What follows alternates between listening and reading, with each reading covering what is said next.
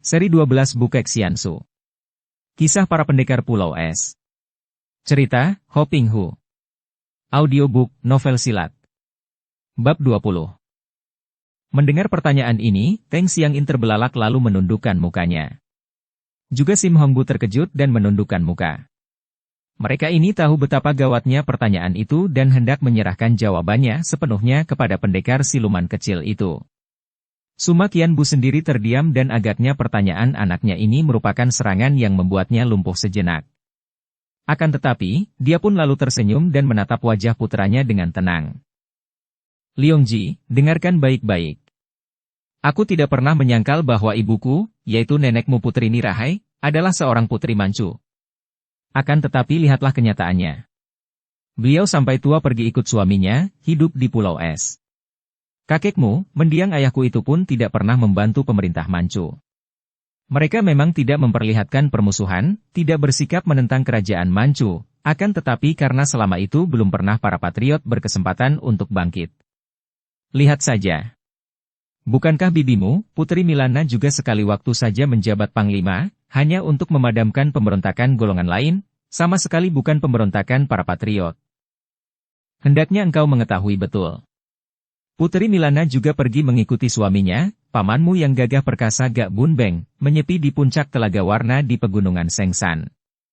Memang banyak pula pendekar-pendekar besar yang membantu pemerintah Manchu di bawah pimpinan Kaisar Qian Liong sekarang ini, dan hal itu tak dapat terlalu disalahkan.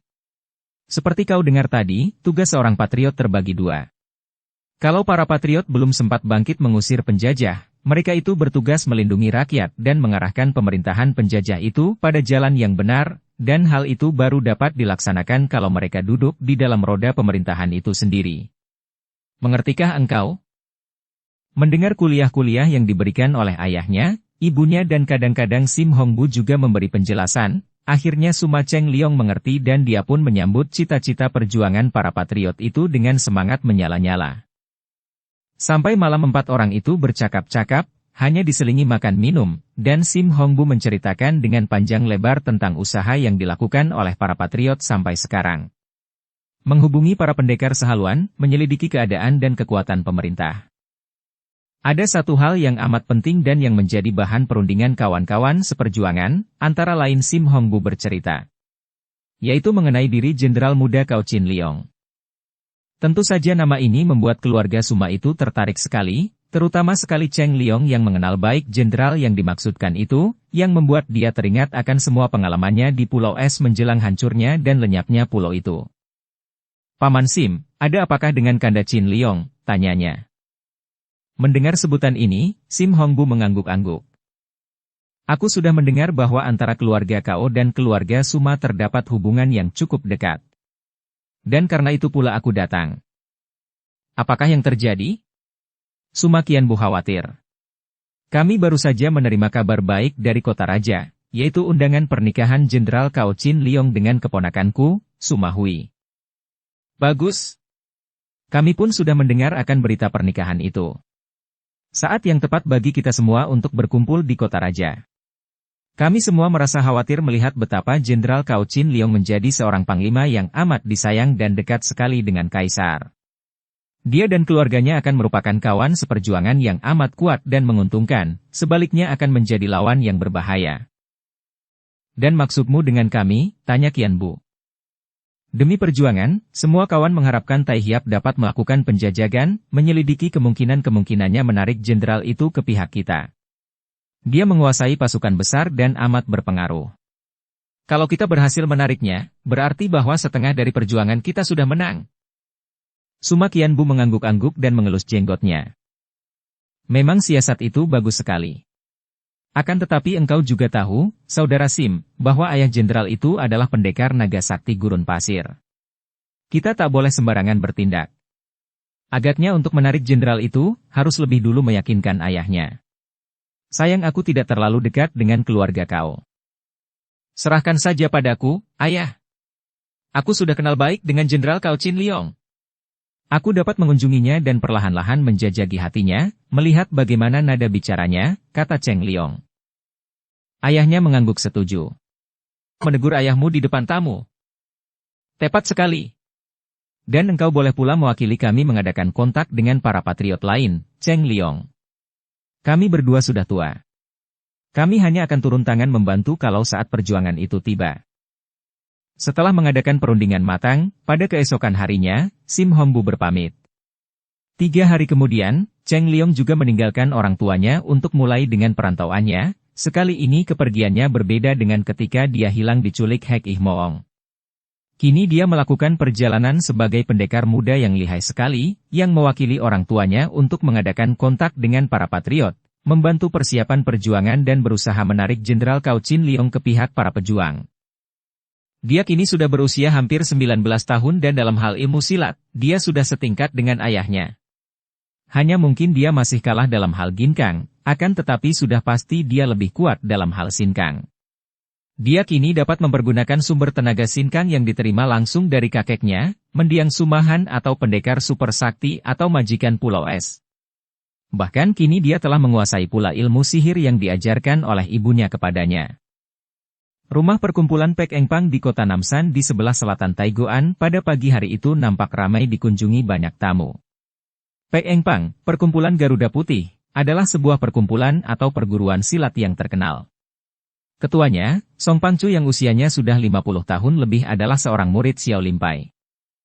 Tentu saja lihai ilmu silatnya dan karena dia mempunyai keistimewaan dalam ilmu silat Garuda dan mengembangkannya, maka dia menamakan perguruannya Pek Engpang. Dia dan para muridnya selalu memakai baju putih, sesuai pula dengan nama perkumpulan. Song Pangcu terkenal sebagai orang gagah yang rendah hati dan semua muridnya menerima gemblengan keras sehingga para murid itu selain pandai bersilat, juga pandai membawa diri dalam masyarakat. Hal ini membuat Pek Engpang terpandang dan dihormati golongan Kang Ou. Tidak mengherankan apabila pada pagi hari itu rumah perkumpulan Pek Engpang dibanjiri tamu yang rata-rata adalah ahli silat dan orang-orang gagah, karena pada hari itu Pek Engpang merayakan hari ulang tahun ke-10 dari perkumpulan itu. Mereka terdiri dari wakil-wakil perguruan silat, Piausu, orang-orang gagah dan bahkan ada pula golongan perorangan yang tidak diketahui benar kedudukannya, mungkin dari golongan hitam. Akan tetapi mereka semua disambut dengan hormat oleh Song Pangcu sendiri yang ditemani 4 orang murid pertama yang bersikap gagah. Para tamu kehormatan dipersilahkan duduk di panggung kehormatan bersama pihak tuan rumah. Tamu-tamu yang tidak dikenal pun dipersilahkan duduk di panggung samping kiri. Pihak Pek Engpang sudah bersikap hati-hati dalam hal ini. Mereka tidak mengenal para tamu itu. Siapa di antara mereka terdapat orang-orang pandai. Maka agar cukup menghormat, mereka dipersilahkan duduk di panggung kiri. Panggung kanan ditempati wakil-wakil perkumpulan lain yang memiliki kedudukan sebagai murid saja, sedangkan orang-orang muda diberi tempat paling belakang. Ketika tidak nampak ada tamu baru, hidangan mulai dikeluarkan, disambut gembira oleh para pemuda yang duduk di bagian belakang. Seperti biasanya, dimanapun juga, dalam setiap pesta para pemuda yang berkumpul tentu bergembira ria dan suasana menjadi meriah. Akan tetapi tiba-tiba muncul serombongan baru. Rombongan ini menarik perhatian karena sikap dan pakaian mereka. Rata-rata belasan orang itu berwajah menyeramkan, bersikap kasar dan congkak. Pakaian mereka serba hitam dan di tubuh mereka terdapat senjata-senjata tajam. Rombongan tamu baru ini jelas merupakan sekelompok orang yang dipimpin oleh seorang laki-laki setengah tua bertubuh tinggi kurus yang mengiringkan seorang kakek berusia 60 tahun yang berperut gendut. Hanya mereka berdua ini yang bersikap tenang dan halus tidak seperti belasan anak buah mereka, walaupun pada pandangan mereka dan gerak bibir seperti yang lain, penuh kecongkakan dan ketinggian hati. Melihat munculnya belasan orang yang jelas merupakan satu golongan tertentu, Song Pangcu dan keempat muridnya cepat mengadakan sambutan. Dengan sikap hormat ketua Pek Engpang ini memberi hormat, diturut oleh para muridnya, kepada belasan orang tamu yang masih berdiri dengan sikap angkuh itu. Akan tetapi, hanya kakek gendut dan si tinggi kurus yang membalas penghormatan Song Pangcu, sedangkan 13 orang anak buah mereka sama sekali tidak memperdulikan penghormatan itu. Si tinggi kurus yang melangkah maju dan bicara mewakili kakek gendut. Sudah lama kami dari Hek Ih Mopang mendengar tentang Song Pangcu dan Pek Engpang. Karena kebetulan lewat dan mendengar bahwa Pek Engpang merayakan ulang tahun, kami semua dipimpin oleh Suhu Boan It sengaja singgah dan mengucapkan selamat. Ucapan itu terdengar nyaring, terdengar oleh semua yang hadir dan banyak di antara mereka terkejut bukan main mendengar disebutnya nama Hek Ih Mopang, perkumpulan iblis baju hitam. Nama ini tak pernah menjadi kenyataan di dunia Kang Ou, akan tetapi siapakah yang belum mendengar nama Hek Ih Moong pendiri Hek Ih Mopang? Song Pangcu juga terkejut sekali, akan tetapi diam-diam kurang percaya dan menduga bahwa rombongan ini tentu hanya gerombolan liar saja yang mempergunakan nama itu untuk menakuti orang. Betapapun juga karena mereka datang sebagai tamu, dia pun mengaturkan terima kasih atas ucapan selamat itu dan mempersilahkan mereka duduk. Dia mengisyaratkan para muridnya untuk mengantar rombongan baju hitam itu ke panggung kiri di mana berkumpul tamu yang tak begitu dikenal. Panggung inilah yang masih agak kosong. Akan tetapi ketika rombongan baju hitam tiba di panggung itu, si tinggi kurus menjadi marah. Teriakannya lantang terdengar oleh semua tamu yang tentu saja memandang ke arah rombongan yang masih berdiri berkelompok di depan panggung kiri itu, tak seorang pun di antara mereka mau duduk. Ini penghinaan besar namanya. Dan kami dari Hek Ih Mopang tidak bisa menerima penghinaan orang begitu saja. Si kurus berseru keras sedangkan kakek gendut hanya berdiri dan menumbuk-numbukan tongkat hitamnya di atas lantai dengan alis berkerut marah. Tentu saja 4 orang murid kepala Pek Eng Pang merasa tak senang. Sejak tadi pun mereka merasa tak senang melihat sikap kasar orang-orang berpakaian hitam itu.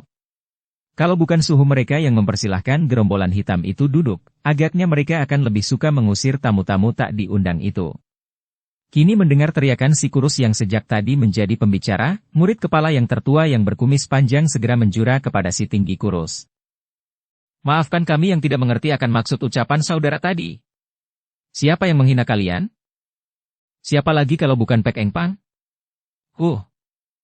Mendengar ucapan ini dan melihat sikap si tinggi kurus, murid kepala termuda dari Pek Eng Pang, seorang laki-laki berusia 30 tahun bertubuh tegap yang memang berdarah panas, segera menegur.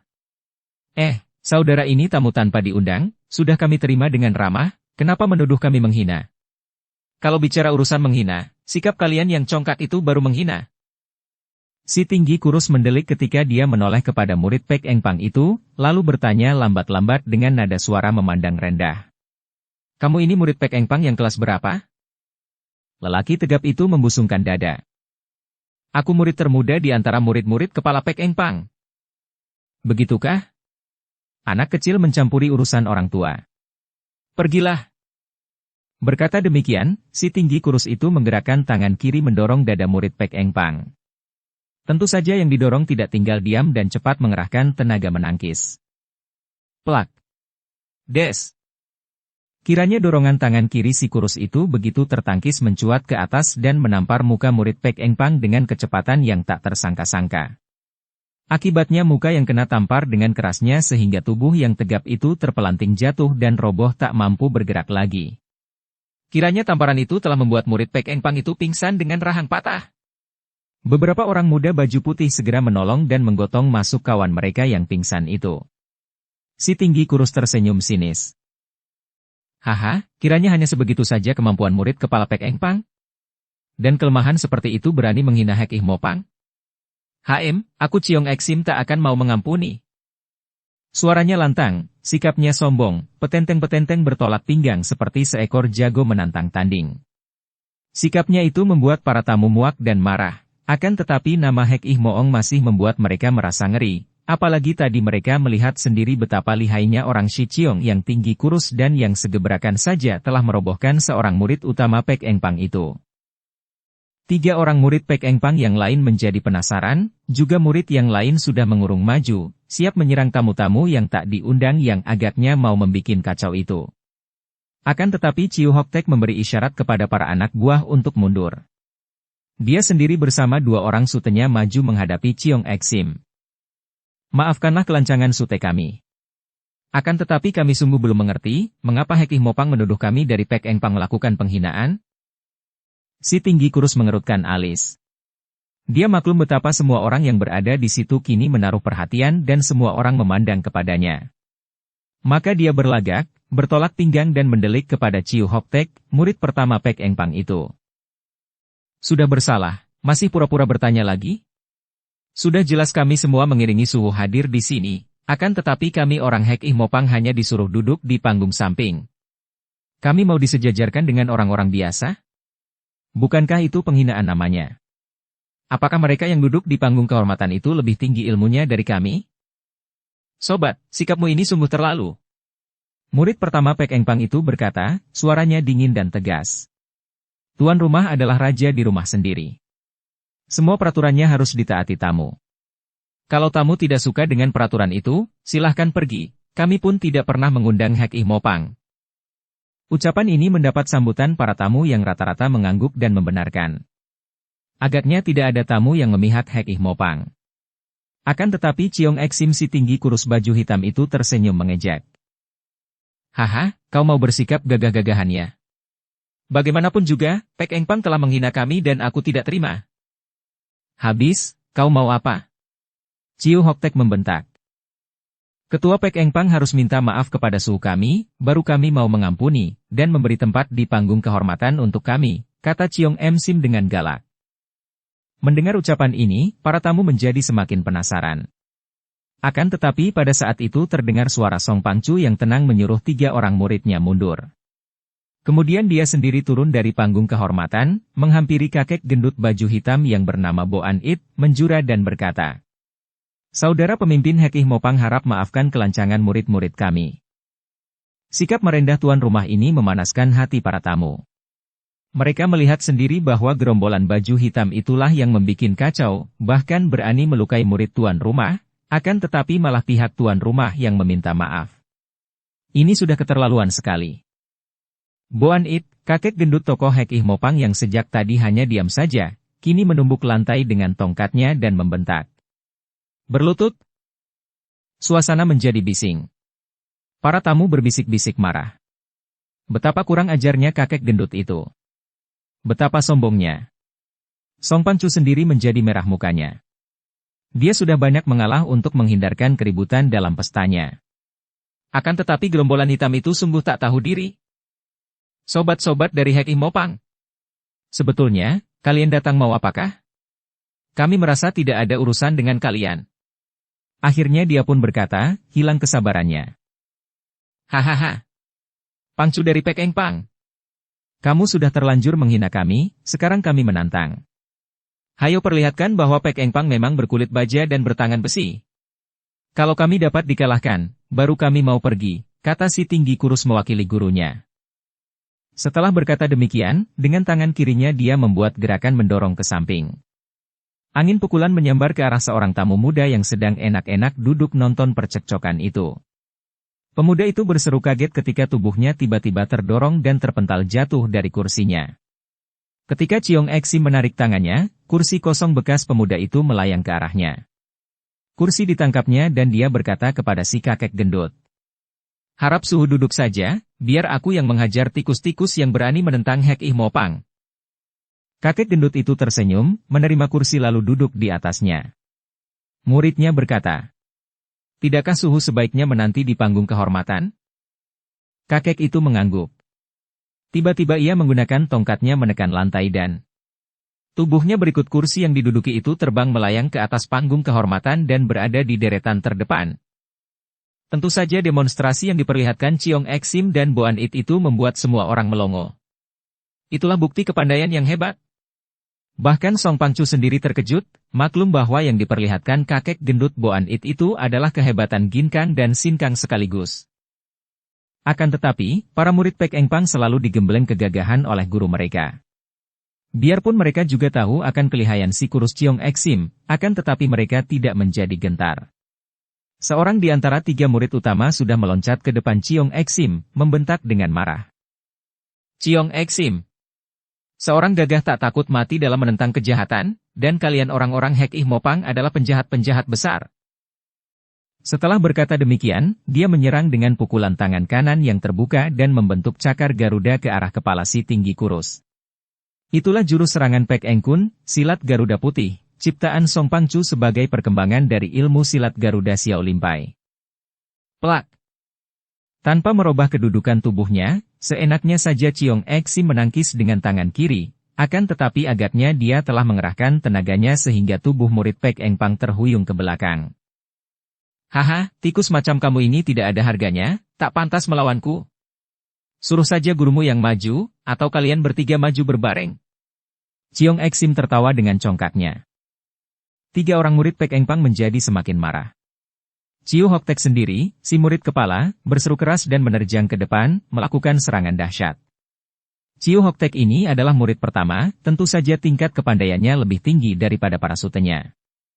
Ketika dia menyerang, kedua tangannya mengeluarkan angin pukulan yang menyambar keras dengan bunyi bersiutan. Akan tetapi, tetap saja Ciong Eksim merupakan lawan yang terlalu tangguh baginya. Semua pukulan atau cengkramannya dapat dielakkan atau ditangkis. Dan dia pun hanya dapat bertahan selama 10 jurus saja karena begitu Ciong Eksim membalas dengan tendangan kaki yang menyambar dari samping, lambungnya terkena tendangan yang membuat tubuhnya terbanting cukup keras. Dua orang sutenya maju menyerang, namun mereka pun bukan lawan yang seimbang, segera disambut tamparan dan tendangan yang membuat mereka jatuh bangun. Ciong Eksim menghajar tiga orang murid pertama Pek Engpang sambil tertawa-tawa. Jelas dia mempermainkan karena kalau dia menghendaki, agaknya dengan mudah dia akan mampu membunuh tiga orang lawan itu. Kini semua tamu menjadi terkejut. Mereka semua kini tahu bahwa orang Hek Ih Mopang itu lihai bukan main. 13 orang anak buah Hek Ih Mopang dengan mudah memperoleh kursi yang ditinggalkan para tamu yang menjauhkan diri, nonton sambil bersorak dan tertawa-tawa, kadang-kadang bertepuk tangan setiap kali tangan Ciong Eksim merobohkan seorang lawan. Suasana menjadi tegang. Para tamu memandang marah, tegang dan khawatir. Hanya orang-orang Hek Ih Mopang itu saja yang gembira sambil menyambar guci-guci arak dan meminumnya. Hai! Seorang murid Pek Engpang menyerang dengan tubuh meloncat dan menerkam. Inilah jurus Garuda Putih menyambar ayam yang dilakukan sambil meloncat, merupakan jurus serangan nekat dan berbahaya, baik yang diserang maupun yang menyerang. Akan tetapi, sambil tersenyum mengejek, Ciong Eksim menyambutnya dengan tendangan keras yang mengenai perut lawan. Ngek! Tubuh murid Pek Engpang itu terpental dan terbanting dalam keadaan pingsan. Anak buah Hek Ih Mopang bersorak gembira. Hiat! Murid kepala Pek Engpang yang kedua juga menerjang marah, bahkan sekali ini dia menggunakan sebatang pedang. Namun Ciong Eksim dapat mengelak dengan mudah, ketika pedang itu lewat, tendangan kakinya pada tangan lawan membuat pedang terlempar ke atas lantai kemudian sekali sambar, tangan kirinya menjambak rambut kepala lawan dan tangannya menampari kedua pipi lawan. Terdengar suara plak-plok berkali-kali dan ketika dia melepaskan jambakan dan mendorong, tubuh lawan itu terpelanting tak mampu bangun lagi, dengan kedua pipi bengkak-bengkak matang biru. Melihat ini, Ciu Hoktek menjadi nekat. Di antara 4 orang murid kepala Pek Engpang, 3 orang sudah roboh pingsan dan digotong pergi kawan-kawannya, tinggal dia seorang sebagai murid pertama. Tadi pun kalau dia tidak hati-hati dan pertahanannya lebih kuat daripada sutenya, tentu dia pun sudah roboh. Biar aku mengadu nyawa denganmu, teriaknya marah dan dia pun menerjang sengit, mengirim pukulan-pukulan dan tendangan-tendangan bertubi-tubi dan dahsyat karena dia telah mengeluarkan semua kepandaian dan mengerahkan seluruh tenaganya. Tingkat kepandaian Ciu Hoktek tak boleh disamakan dengan tingkat para sutenya, dan walaupun dia masih bukan tandingan murid kepala Hek Ih Mopang, namun desakan yang dilakukan dengan nekat itu sempat membuat lawan terhuyung dan sebuah tendangan kilat sempat mencium pinggul Ciong Eksim. Melihat ini, terdengar sorakan gembira yang segera disusul tepuk tangan pujian para tamu. Jelaslah, para tamu ini ingin sekali melihat si tinggi kurus yang congkak itu kalah. Dan si tinggi kurus menjadi marah, melirik ke arah orang yang pertama kali menyorakinya tadi. Kiranya orang itu adalah pemuda yang tadi dirampas kursinya untuk diberikan kepada gurunya. Pemuda itu memang kelihatan gembira sekali dengan desakan murid Pek Engpang tadi dan kini pun masih bertepuk-tepuk tangan walaupun tamu-tamu lain sudah berhenti bersorak karena dia telah mampu mematahkan serbuan Ciu Hoktek. Hanya sekiankah kepandaianmu? Keluarkan semua, atau kamu berlutut minta ampun dengan mencium kakiku, baru kuampuni kamu, kata Ciong Eksim dengan lagak sombong. Pemuda bersorak tadi kini berteriak. Ciu Enghiong, hajar monyet hitam itu! Pukul dan tendang lagi. Teriakannya ini pun diikuti teriakan banyak orang untuk menambah semangat pria baju putih yang mewakili Pek Engpang itu. Akan tetapi diam-diam Ciu Hoktek terkejut sekali. Dia tadi sudah mengeluarkan seluruh tenaga dan kepandaiannya, namun hanya mampu membuat lawan keserempet tendangan dan terhuyung. Maklum bahwa dia takkan menang, dia menjadi nekat. Disambarnya sebatang pedang dari tangan seorang sutenya dan sambil mengeluarkan teriakan nyaring dia pun menerjang maju. Sekali ini Ciong Exim sudah siap. Kalau tadi dia sampai terkena tendangan adalah karena dia terlalu memandang rendah sehingga agak lengah. Kini, melihat lawan menyerang dengan pedang, dia menghadapi dengan tangan kosong saja. Si baju hitam itu mendengus penuh ejekan dan tubuhnya berkelebatan menjadi bayangan bergerak-gerak lincah di antara sambaran sinar pedang. Plak! Tiba-tiba dengan tangan terbuka Ciong Exim menangkis pedang membuat pedang terpental dan hampir terlepas. Ciu Hoktaek kaget bukan main, demikian pula para tamu. Si tinggi kurus itu sedemikian lihainya sehingga berani menangkis pedang dengan tangan terbuka. Bukan hanya menangkis karena di lain saat dua buah tangan yang jarinya kecil-kecil panjang telah berhasil menangkap pergelangan tangan Ciu Hoktaek sedemikian kuatnya membuat murid Pek Eng Pang itu tidak mampu berkutik. Akan tetapi Hoktaek sudah nekat. Karena kedua tangannya seperti terjepit baja yang amat kuat, dia lalu menggerakkan kaki untuk menendang ke arah selangkangan lawan. Hehe! Ciong Exim terkekeh mengejek dan menekan tangan lawan yang memegang pedang ke bawah. Hoktaek terkejut akan tetapi sudah terlambat untuk menghindar. Paha kaki yang menendang disambut ujung pedang sendiri dan celana berikut kulit dan daging pahanya terobek. Darah muncrat dan terpaksa dia melepaskan pedangnya. Pada saat itu Ciong Exim sudah memuntir tangannya yang kiri ke belakang. Demikian kuatnya puntiran itu. Tak terlawan olehnya sehingga tubuhnya terputar membelakangi lawan. Ketika itu si tinggi kurus berbaju hitam mendorong lengan kirinya ke atas punggung, dia terbungkuk dan tak mampu bergerak lagi. Rasa nyeri pada pangkal lengan yang ditekuk itu membakar seluruh tubuhnya. Haha, tikus cilik. Kamu murid pertama Pek Eng Pang, bukan? Nah, berlututlah dan minta ampun pada tuanmu baru aku akan mengampunimu, kata si tinggi kurus dengan muka penuh ejekan. Para tamu melihat dengan muka tegang dan pucat. Keadaan Ciu Hoktaek memang sudah tak mampu bergerak lagi, nyawanya berada dalam tangan tokoh Hek Ih Mopang itu. Tentu saja mereka tegang sekali, ingin sekali melihat apakah murid Pek Eng Pang itu mau minta ampun secara terhina itu dan apakah si baju hitam itu benar-benar akan membunuh lawannya yang sudah tak berdaya itu. Ciong Exim iblis busuk. Aku sudah kalah, mau bunuh silahkan, seorang gagah tak takut mati. Ciu Hoktaek berteriak marah. Ciong Exim meludah. Cuh! Manusia sombong dan tolol. Apa sukarnya membunuhmu? Pada saat itu Song Pangcu berseru, nada suaranya nyaring dan mengandung penuh perasaan marah. Orang Shi Ciong. Kalau engkau membunuhnya, kami seluruh anggota Pek Eng Pang akan mengadu nyawa dengan gerombolan Hek Ih Mopang, dan kami minta bantuan semua Eng Hiong yang hadir. Mendengar ini, Ciong Exim memandang ke sekeliling. Dia melihat betapa mata para tamu mengandung permusuhan ditujukan kepadanya, dan dia tahu kalau tuan rumah minta bantuan, mereka semua tentu akan mengeroyok dia dan rombongannya. Apalagi pemuda baju hijau yang tadi dirampas kursinya tadi bersorak dan memihak tuan rumah. Pemuda itu mengepal kedua tinjunya dan berbisik-bisik ke kanan-kiri membakar semangat para tamu lain dan agaknya sudah siap untuk maju mengeroyok. Haha! Ciong Exim terkekeh. Pek Eng Pang mengandalkan keroyokan? Pula siapa yang mau membunuh? Kami hanya mau menghajar orang yang berani menghina Hek Ih Mopang. Setelah berkata demikian, dia mendorong lengan kiri Ciu Hoktaek ke atas dengan tenaga disentakkan. Krek! Ciu Hoktaek terbelalak pucat, keringat sebesar kedelai-kedelai membutir di muka dan di leher. Tapi dia menahan nyeri yang membakar itu dengan menggigit bibir sendiri sampai pecah berdarah dan ketika lawan mendorongnya, dia terpelanting dan pingsan. Sambungan pangkal lengan dan sikunya putus terlepas. Suasana menjadi riuh dan bising. Semua orang menjadi marah dan penasaran sekali melihat kesadisan orang Hek Ih Mopang itu. Murid-murid Pek Eng Pang menolong Ciu Hoktaek yang pingsan dan Song Pangcu segera berusaha mengembalikan letak sambungan tulang-tulang lengan kiri muridnya dan memberi obat. Pemuda baju hijau yang menjadi tamu dan sahabat baik Hoktaek ikut sibuk. Ketika dia mengambilkan arak untuk diminumkan sahabatnya yang pingsan itu, dia lewat dekat Ciong Exim. Si tinggi kurus itu sudah membusungkan dada dan berkata, "Siapa saja yang berani menentang kami boleh maju satu persatu." Pada saat itu baju hijau lewat membawa guci arak. Tiba-tiba tangan Ciong Exim menyambar dan tahu-tahu leher baju pemuda itu telah dicengkeramnya.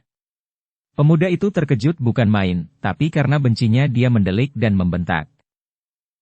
Mau apa kau pegang-pegang aku? Ciong Exim tersenyum sinis.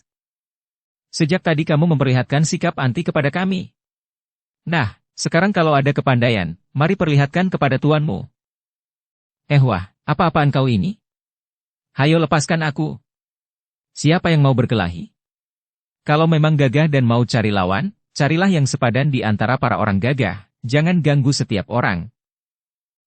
Kamu punya jago? Suruh dia maju. Ciong Exim mendorong dan pemuda baju hijau terpelanting, guci araknya terlempar dan isinya tumpah. Wah, galak dan jahat sekali, si baju hijau merangkak dan mengambil gucinya lalu menjauhkan diri. Song Pangcu sudah tidak dapat menahan lagi kesabarannya. Orang-orang Hekih Mopang ini sungguh keterlaluan. Bukan hanya datang mengacau pesta, akan tetapi membikin malu pada Pek Eng Pang dan sudah merobohkan dan melukai 4 orang murid kepala. Jelas bahwa tidak ada lagi jago di Pek Eng Pang kecuali dia sendiri. Keparat. Dia membentak dan menyambar sebatang toya besi yang menjadi senjata andalannya dan sekali loncat dia sudah berada di depan Ciong Exim. Ciong Exim. Kami Pek Eng Pang selamanya tidak pernah mencari permusuhan. Akan tetapi bukan berarti kami penakut. Kau dan gerombolanmu datang memusuhi kami, biar aku membela Pek Eng Pang dengan nyawaku. Ciong Exim memandang ketua itu dan tersenyum menyeringai penuh ejekan, sikapnya memandang rendah sekali. Bagus Pangcu, kau maju sendiri dan bersenjata pula. Apakah kau ingin membunuhku? Dan tadi kau melarang aku membunuh muridmu, haha. Orang Shi Ciong. Tewas dalam perkelahian adalah wajar dan tak perlu dibuat penasaran. Akan tetapi kau tadi hendak membunuh lawan yang sudah tak berdaya melawan lagi. Itu namanya pengecut? Nah, lihat seranganku. Ketua Pek Eng Pang itu menggerakkan toyanya dan terdengar suara bersuitan saking cepatnya toya bergerak dan saking kuatnya tenaga yang terkandung di dalamnya. Song Pangcu adalah seorang murid Xiao Limpai yang sudah berani membuka perguruan silat. Ini berarti bahwa tingkat kepandaiannya sudah tinggi, maka serangan toyanya pun hebat sekali. Akan tetapi ternyata lawannya tak kalah hebatnya. Walaupun hanya bertangan kosong, Ciong Exim tidak kewalahan menghadapi serangan lawan. Dengan cekatan dia mengelak dan berloncatan ke sana-sini, kadang-kadang berani menangkis toya besi dengan tangan dan kakinya, bahkan membalas serangan lawan setiap ada kesempatan. Terjadilah pertandingan yang seru dan mati-matian. Para tamu yang menonton perkelahian ini, kebanyakan berpihak kepada tuan rumah. Mereka semua merasa benci kepada Ciong Exim, walaupun sebagian dari mereka, terutama dari golongan hitam, merasa kagum. Terutama pemuda baju hijau yang memang sudah membenci sekali orang Hekih Mopang yang tadi menghinanya. Dia terang-terangan berpihak kepada Song Pangcu dan selalu bersorak gembira setiap kali Ciong Exim nampak terdesak atau kadang-kadang terhuyung. Ilmu toya dari Xiao Limpai sudah terkenal di dunia persilatan sebagai ilmu silat yang amat tangguh dan sukar dikalahkan. Biarpun si tinggi kurus itu memiliki gerakan ilmu silat yang aneh, dan memiliki tenaga besar dan kekebalan sehingga berani menggunakan kaki tangan untuk menangkis toya, namun desakan-desakan Song Pangcu kadang-kadang membuat dia kerepotan sekali. Tentu saja hal ini melegakan hati para tamu yang mengharapkan agar si sombong itu dapat diberi hajaran keras dan agaknya Song Pangcu akan mampu melakukan itu. Terutama si pemuda baju hijau tiada hentinya bersorak dan bertepuk tangan menjaga Song Pangcu. Akan tetapi tiba-tiba terjadi perubahan dalam perkelahian itu. Gerakan Song Pangcu berubah menjadi kacau dan beberapa kali dia nampak ragu-ragu dan bingung. Bahkan, dalam keadaan mendesak, dia berbalik terdesak dan sebuah tendangan menyerempet pinggangnya, membuat dia terhuyung. Tentu saja para tamu menjadi terkejut dan setelah mendengar seruan-seruan tertahan, suasana menjadi sunyi dan tegang. Song Pangcu memang terkejut dan bingung. Ketika dia sudah mulai berhasil mendesak lawan tadi, tiba-tiba saja ada suara di dekat telinganya. Song Pangcu, engkau sudah dikepung dari 4 penjuru. Engkau takkan menang. Suara ini berulang-ulang berbisik di telinganya dan memaksanya untuk percaya. Suara itu demikian penuh dengan daya pengaruh, membuat dia merasa benar-benar dikeroyok dari 4 penjuru. Tentu saja dia menggerakkan toyanya untuk melindungi dirinya dari serangan-serangan yang datang dari 4 penjuru. Karena terbagi, daya tahannya berkurang sehingga dia kini terdesak oleh Ciong Exim yang mulai terkekeh-kekeh lagi. Para tamu tidak memperhatikan kakek gendut Boan It. Padahal, kakek inilah yang telah membuat keadaan perkelahian menjadi berubah itu. Kakek gendut itu duduk seperti tadi, akan tetapi kini pandang matanya ditujukan ke arah muka Song Pangcu, tidak pernah berkedip. Seorang pemuda yang terselip di antara para tamu muda di panggung yang paling belakang, sejak tadi sudah mengikuti semua peristiwa itu dengan penuh perhatian. Beberapa kali pemuda ini mengerutkan kening, akan tetapi wajahnya yang gagah itu selalu tersenyum. Pemuda ini berpakaian sederhana dan dari pakaian, sikap dan gerak-geriknya sama sekali tidak terbayang bahwa dia pandai ilmu silat. Sikapnya sederhana sekali walaupun wajahnya amat gagah. Padahal, dia bukan sembarang orang, melainkan seorang pendekar muda yang amat lihai, memiliki kesaktian. Pemuda ini adalah Suma Cheng Liong. Sejak munculnya gerombolan baju hitam, Cheng Liong sudah mengenal mereka. Dia mengenal pula kakek gendut Boan It dan tahu bahwa mereka adalah bekas anak buah gurunya, mendiang Hek Ih Moong. Dan Boan It memang seorang di antara para murid Hek Ih Moong. Baru 1-2 kali dia bertemu dengan Boan It yang masih terhitung suhengnya, walaupun tadinya dia tidak mengaku guru terhadap Hek Ih Moong dan menjelang akhir hidup Raja Iblis itu dia mengakuinya. Tadinya Cheng Liong yang melakukan perantauan mewakili ayahnya, tidak ingin mencampuri perkelahian itu selama perkelahian dilakukan dengan adil. Akan tetapi, kini dia tahu akan kecurangan Boan It yang menggunakan kekuatan sihir atau ilmu hitam untuk membantu Chiong Ek Sim dan mengacau batin Song Pangcu. Hal ini membuat Cheng Liong penasaran sekali.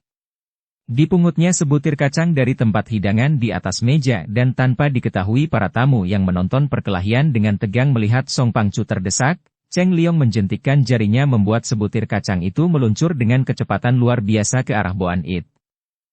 Tung!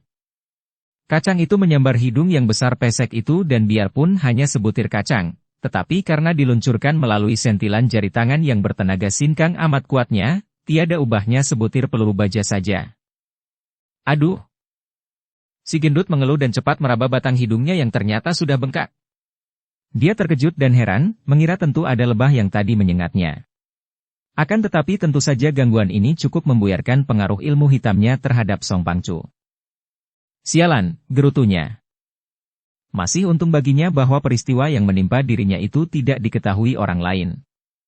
Apalagi kini muridnya tak perlu dibantunya lagi karena Chiong Ek Sim telah berhasil merampas toya lawan. Memang benar.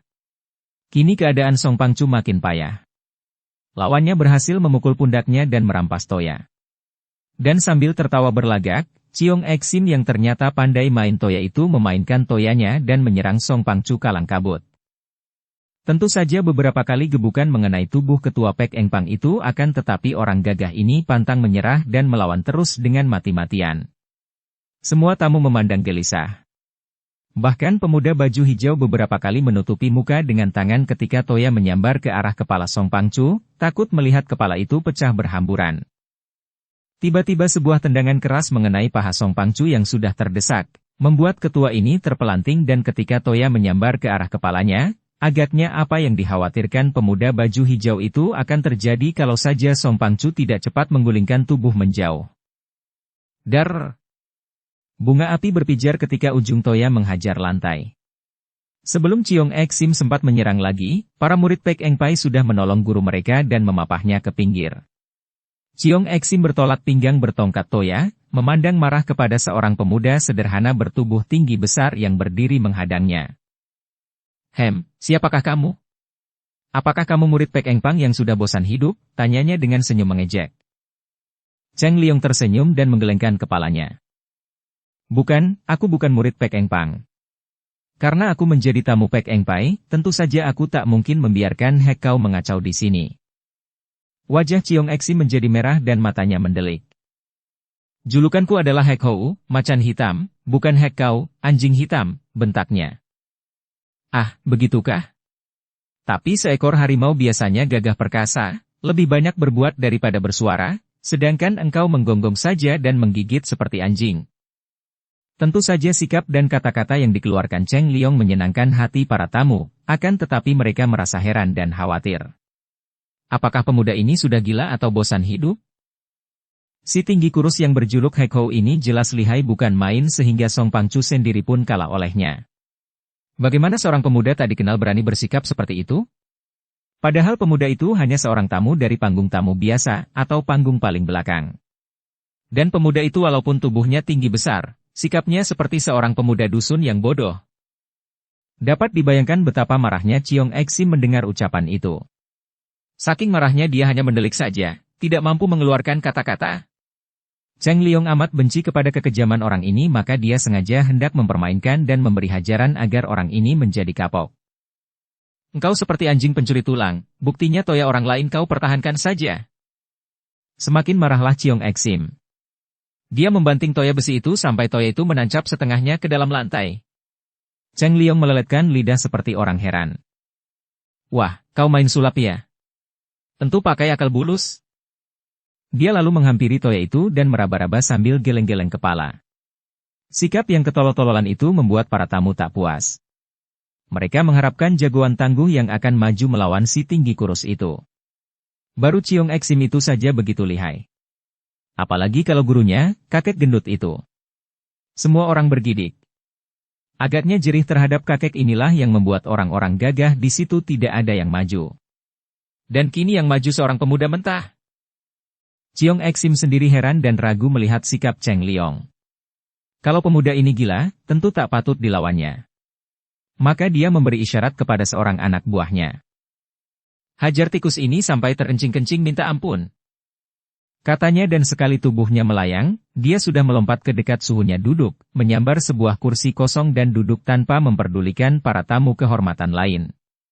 Dia malah menggulung kedua lengan bajunya dan para tamu melihat betapa kedua lengan si kurus ini berwarna hitam membiru seperti besi saja. Anak buah Hekih Mopang itu bertubuh tinggi besar, satu kepala lebih tinggi daripada Cheng Liong. Matanya besar beringas, kumis, jenggot dan cambangnya lebat sekali dan kelihatan kuat menyeramkan. Menerima perintah pemimpinnya, dia melangkah maju menghadapi Cheng Liong sambil menyeringai. Hehehe, aku akan mengajarmu sampai kau terkencing-kencing minta ampun, hehe. Dia nampak gembira sekali dengan tugasnya seperti seekor kucing disuruh menerkam tikus. Karena memandang rendah lawan, dia tidak meraba golok besar yang terselip di punggungnya. Cheng Liong hanya tersenyum dan berdiri seenaknya saja, tanpa memasang kuda-kuda seperti lazimnya orang yang menghadapi perkelahian. Si cambang bauk terbahak, lalu menggereng sambil mengembangkan kedua lengannya dan menubruk. Hei it! Semua tamu melihat betapa raksasa itu menerkam luput karena Cheng Liong lari ke samping dan si cambang bauk itu terjerumus dan jatuh menelungkup. Mukanya mencium lantai dan kontan saja hidungnya yang besar menjadi penyok berdarah. Meledaklah sorak-sorai dan suara ketawa. Semua orang menganggap betapa tololnya orang Hekih Mopang itu. Hanya lagaknya saja yang keren tapi menubruk luput saja jatuh sendiri. Hanya Ciong Exim dan gurunya yang merasa heran. Si cambang bau itu mereka tahu bukan orang tolol, sama sekali tidak lemah karena ilmu silatnya tinggi, jauh menang dibandingkan dengan murid-murid kepala Pek Engpang tadi. Tapi, mengapa menyerang luput saja bisa terbanting dan terjerembab? Brewok, kau mencari katak? Atau memang kesukaanmu menciumi lantai? Jangan keras-keras, tuh hidungmu penyok. Cheng Liong mengejek dan semua orang, terutama pemuda baju hijau, tertawa gembira sekali. Tentu saja raksasa brewok itu pun terkejut dan marah. Terkamannya tadi luput, hal ini tidak aneh karena pemuda yang ketakutan itu lari mengelak, akan tetapi kenapa dia jatuh tertelungkup? Tentu kakinya tersandung, pikirnya sambil bangkit dan menyeka darah dari hidungnya. Sialan, perih dan nyeri juga pikirnya. Akan tetapi dia harus menjaga gengsi, malu kalau harus menghadapi pemuda ingusan ini dengan senjatanya. Keparat, kakiku tersandung dan tergelincir, gerutunya. Bocah tolol, rasakan ini. Dan kakinya yang panjang itu pun menyambar dengan tendangan yang kalau mengenai tubuh Cheng Liong tentu akan membuat tubuh itu terlempar jauh seperti bola ditendang. Akan tetapi Cheng Liong meloncat dengan sikap orang ketakutan. Wah! Menendang! Wah! Luput! Tendangan itu luput dan agaknya, demikian anggapan semua orang, tendangan itu terlalu keras sehingga ketika luput tubuh raksasa brewok itu melambung ke atas lalu jatuh tunggang langgang. Hahaha. Lucu! Lucu, pemuda baju hijau kini tertawa-tawa dan semua orang pun tertawa. Memang ulah si raksasa seperti badut saja. Raksasa brewok semakin marah. Dia bangkit dan memegangi pantatnya yang tadi terbanting keras. Biarpun dia sendiri tidak mengerti mengapa dia bisa terbanting hanya karena luput menendang saja, Akan tetapi kemarahan membuat dia tidak peduli. Dicabutnya golok besarnya yang berkilauan itu. Wah, curang. Pakai senjata segala. Curang. Licik. Pemuda baju hijau berteriak-teriak khawatir dan para tamu pun memandang gelisah. Akan tetapi pemuda sederhana itu nampak tenang-tenang saja. Wah, monyet hutan, mau apa kau bawa golok? Mau menyembelih babi? Hati-hati, bisa kena tubuhmu sendiri. Cheng Liong mengejek. Bangsat! Raksasa brewok itu mengayun goloknya dan dengan sikap yang lucu Cheng Liong pura-pura ketakutan, mengelak ke kanan-kiri, lari ke sana-sini akan tetapi terus dikejar oleh lawannya. Ketika dia berlari dekat pemuda baju hijau, pemuda itu mengacungkan sebatang pedang yang entah diperoleh dari mana. Saudara yang baik, pergunakanlah pedang ini. Aku tak bisa menggunakan pedang, kata Cheng Liong sambil menyambar sebuah bangku. Ketika si brewok membacokkan goloknya, dia menangkis dengan kaku, menggunakan bangku.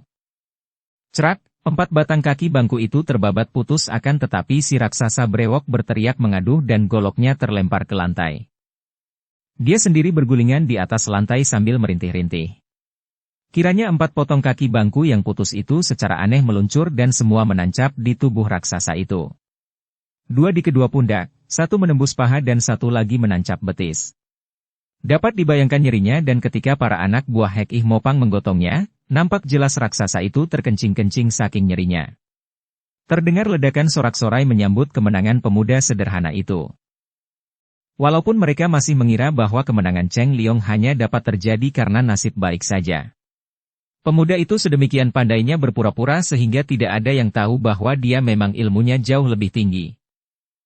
Dapat dimengerti betapa marahnya hati Chiong Exim melihat anak buahnya yang diharapkan akan menghajar pemuda itu sampai terkencing-kencing malah sebaliknya dipukul roboh sampai terkencing-kencing. Dia mengeluarkan suara lengkingan panjang dan tubuhnya sudah meluncur ke depan. Kini dia berhadapan dengan Cheng Liong yang masih berdiri tegak sambil tersenyum-senyum. Rupanya si Hekau datang menggonggong lagi. Ejeknya dan para tamu tertawa gembira melihat ada orang berani mempermainkan Chiong Exim yang lihai itu, walaupun hati mereka masih khawatir memikirkan keselamatan pemuda yang berani itu. Yang menggelisahkan adalah karena gerakan-gerakan pemuda itu sama sekali tidak membayangkan kepandaian silat, melainkan memperoleh kemenangan secara kebetulan saja. Yang paling khawatir adalah pemuda baju hijau yang segera mendekati Cheng Liong. Seperti betapa marahnya hati Chiong Exim melihat anak buahnya yang diharapkan akan menghajar pemuda itu sampai terkencing-kencing malah sebaliknya dipukul roboh sampai terkencing-kencing. Dia mengeluarkan suara lengkingan panjang dan tubuhnya sudah meluncur ke depan. Kini dia berhadapan dengan Cheng Liong yang masih berdiri. Saudara yang baik, berhati-hatilah menghadapi iblis ini. Dia lihai sekali, sebaiknya dikeroyok saja. Chiong Exim membanting kaki sehingga lantai tergetar dan si baju hijau terkejut, cepat meloncat ke belakang karena takut dipukul. Ih! Galak benar, katanya sambil mundur kembali dan dia pun lalu mengejek dengan meniru suara anjing menyalak-nyalak. Hu! Hak-hak! Semua tamu tertawa dan biarpun hatinya marah sekali Chiong Exim maklum betapa semua tamu berpihak tuan rumah, maka dia tidak berani sembarangan mengejar pemuda itu dan mengamuk di antara para tamu. Sudahlah orang Shi Chiong, tak perlu mengumbar kemarahan. Akulah lawanmu dan mari perlihatkan apakah kepandaianmu selihai mulutmu yang sombong, kata Cheng Liong. Bocah setan! Kalau aku tidak dapat merobek-robek kulit dagingmu, mematah-matahkan tulang-tulangmu dan menghancurkan kepalamu, jangan aku disebut Hek Hou, macam hitam, lagi. Memang engkau anjing hitam, bukan macan hitam.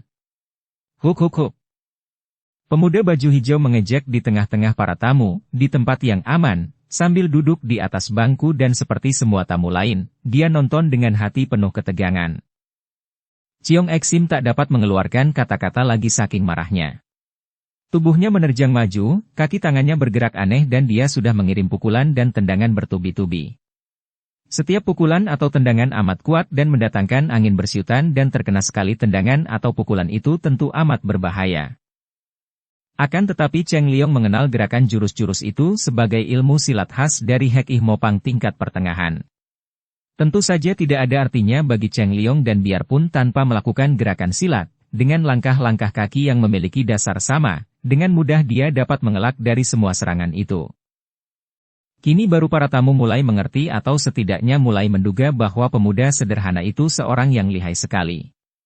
Walaupun tidak kelihatan bersilat, hanya melangkah ke sana-sini dan meliuk-liukkan tubuh, pemuda itu sudah mampu mengelak dari semua pukulan dan tendangan yang sedemikian dahsyatnya. Si baju hijau girang dan kagum, berjingkrak-jingkrak sambil bertepuk tangan melihat betapa semua serangan si tinggi kurus gagal. Dan Ciong Eksim kini pun tahu bahwa lawannya tadi hanya berpura-pura saja. Lawannya ini ternyata lihai karena agaknya sudah tahu akan perkembangan jurus-jurus serangannya sehingga dapat menghindar dengan cepat, membuat semua pukulan dan tendangannya mengenai tempat kosong. Mampuslah! Wutut! Dia berteriak, kini menggerakkan dan mengerahkan tenaga sinkang pada tangan kirinya dan mencengkeram. Cengkeramannya ini tak mungkin dielakkan karena setiap elakan akan dikejar terus oleh tangan kirinya. Cheng Liong yang merasa sudah cukup mempermainkan lawan, mengenal jurus yang diberi nama Hekmo Siok Mau, iblis hitam menyisir rambut, ini. Dia pun tahu bahwa mengelak takkan ada gunanya, maka dia mulai menghajar iblis kejam itu dengan tangkisannya pada tangan kiri lawan sambil mengerahkan tenaga dengan gaya memotong dan memuntir. Trek! Aduh! Tubuh Ciong Eksim terbawa memutar dan mukanya pucat sekali menahan rasa nyeri ketika dia memegangi lengan kirinya dengan lengan kanan. Kiranya tulang kirinya, di bawah siku, telah patah. Akan tetapi dasar jahat dan bandel, dia menyelipkan tangan kiri yang sudah lumpuh itu di ikat pinggangnya, matanya beringas dan merah memandang kepada Cheng Liong. Hiat! Tiba-tiba dia menerjang dengan tangan kanan. Sekali ini tangannya menghantam dengan jari-jari terbuka ke arah perut Cheng Liong untuk dilanjutkan dengan cengkeraman ke arah kemaluan. Sebuah serangan yang amat keji dan berbahaya sekali. Betapa kaget hati para tamu yang pandai main silat melihat betapa Cheng Liong menghadapi serangan ini dengan tenang saja, tanpa mengelak dan tanpa menangkis. Tentu akan pecah perut pemuda itu disambar tangan terbuka yang tak kalah kuatnya dari golok itu. Cep! Nepal! Tangan itu amblas seperti menancap ke dalam perut sampai sebatas pergelangan. Semua tamu terbelalak. Pemuda baju hijau bangkit berdiri dan menahan jeritannya. Akan tetapi wajah Cheng Liong tetap tersenyum. Sebaliknya, wajah Ciong Eksim menyeringai kesakitan. Dia merasa betapa tangannya seperti masuk ke dalam tungku api. Rasanya panas seperti terbakar. Tentu saja dia berkutatan, meronta untuk menarik kembali tangan kanannya, akan tetapi tangannya tak mampu dilepaskan, seperti terjepit catut yang membara. Aduh. Tak terasa lagi dia menjerit-jerit dan tiba-tiba tangan kiri Cheng Liong menabas ke bawah. Trek! Tangan Cheng Liong yang mengandung tenaga sakti dari Pulau Es itu memukul lengan kanan itu dan patah pulalah tulang kanan Ciong Eksim. Ketika perut Cheng Liong melepaskan tangan itu, lengan kanan si tinggi kurus itu tergantung lumpuh. Semua orang bersorak ramai. Pemuda baju hijau yang tadinya khawatir sekali, sekarang demikian lega hatinya. Dia menjatuhkan dirinya di atas bangku dan tertawa-tawa. Hahaha. Anjing hitam kena gebuk, patah kedua kaki depannya. Apakah masih bisa menggonggong? Huk hehehe. Dia tertawa terpingkal-pingkal sampai terjungkal dari atas bangku. Kini setelah kedua lengannya patah tulangnya dan tak dapat dipergunakan untuk menyerang lagi, baru Ciong Eksim sadar. Matanya seperti baru terbuka bahwa yang dilawannya adalah seorang sakti yang luar biasa sekali lihainya. Akan tetapi semua tamu menyaksikannya dan dia ditertawakan semua orang. Lebih baik mati daripada mundur dengan nama hancur. Dia berteriak seperti gerengan binatang buas dan dengan nekat dia menyerang, menggunakan kaki kanan untuk menendang, disusul kaki kiri, karena dia menggunakan ilmu tendangan meloncat ini harus disertai gerakan kedua lengan untuk mengatur keseimbangan. Akan tetapi kedua lengannya sudah lumpuh dan dia menendang dengan nekat. Cheng Liong memang ingin memberi hajaran yang setimpal atas kekejaman orang ini terhadap 4 murid kepala dan ketua Pek Eng Pang tadi, maka kini dia menggerakkan tangan dengan cepat, mengetuk ke arah kedua kaki yang saling susul itu dari samping setelah dia melangkah dengan elakannya. Trak! Trak! Dua batang tulang kaki itu pun tidak kuat menahan ketukan tangan Cheng Liong dan patah seketika. Tubuh yang kini sudah lumpuh kaki tangannya itu terbanting jatuh. Cheng Liong menendang dan tubuh itu terlempar jauh sekali sampai keluar rumah dan terbanting ke atas tanah di pinggir jalan. Para tamu bersorak girang dan mereka semua baru merasa kagum dan terkejut, menduga siapa gerangan pemuda perkasa ini. Song Pangcu sendiri bersama muridnya juga merasa gembira dan terheran-heran karena mereka pun tidak mengenal tamu itu. Tiba-tiba suara bentakan hebat menggetarkan seluruh ruangan dan para tamu terkejut dan berhenti bergembira. Semua mata memandang kepada kakek gendut yang nampak sudah bangkit berdiri dan mengangkat tongkat hitamnya di atas kepala. Kakek yang disebut dengan nama Boan It Suhu itulah yang tadi mengeluarkan bentakan atau teriakan yang menggetarkan ruangan itu. Kini semua tamu melihat betapa kakek ini melangkah turun dari panggung kehormatan, menghampiri Cheng Liong dengan langkah tegap dan muka keruh. Sikapnya penuh ancaman dan menyeramkan. Akan tetapi sekarang para tamu mulai percaya akan kemampuan pemuda itu dan mengharapkan pemuda itu akan dapat mengalahkan pula pemimpin Hek Ih Mopang ini. Setelah berhadapan dengan Cheng Liong, kakek gendut itu mengangkat tongkat hitamnya ke atas, memutar-mutar tongkat itu sehingga ujungnya membentuk suatu lingkaran hitam dan terdengarlah suaranya yang menggelegar dan menggeledek penuh getaran yang mengandung wibawa yang amat kuat. Orang muda, kuperintahkan kamu. Belututlah dan jilatlah sepatuku sampai bersih. Haiyit. Bukan main dahsyatnya suara bentakan ini sehingga di antara para tamu bahkan ada yang tiba-tiba berlutut tanpa dapat mereka pertahankan lagi.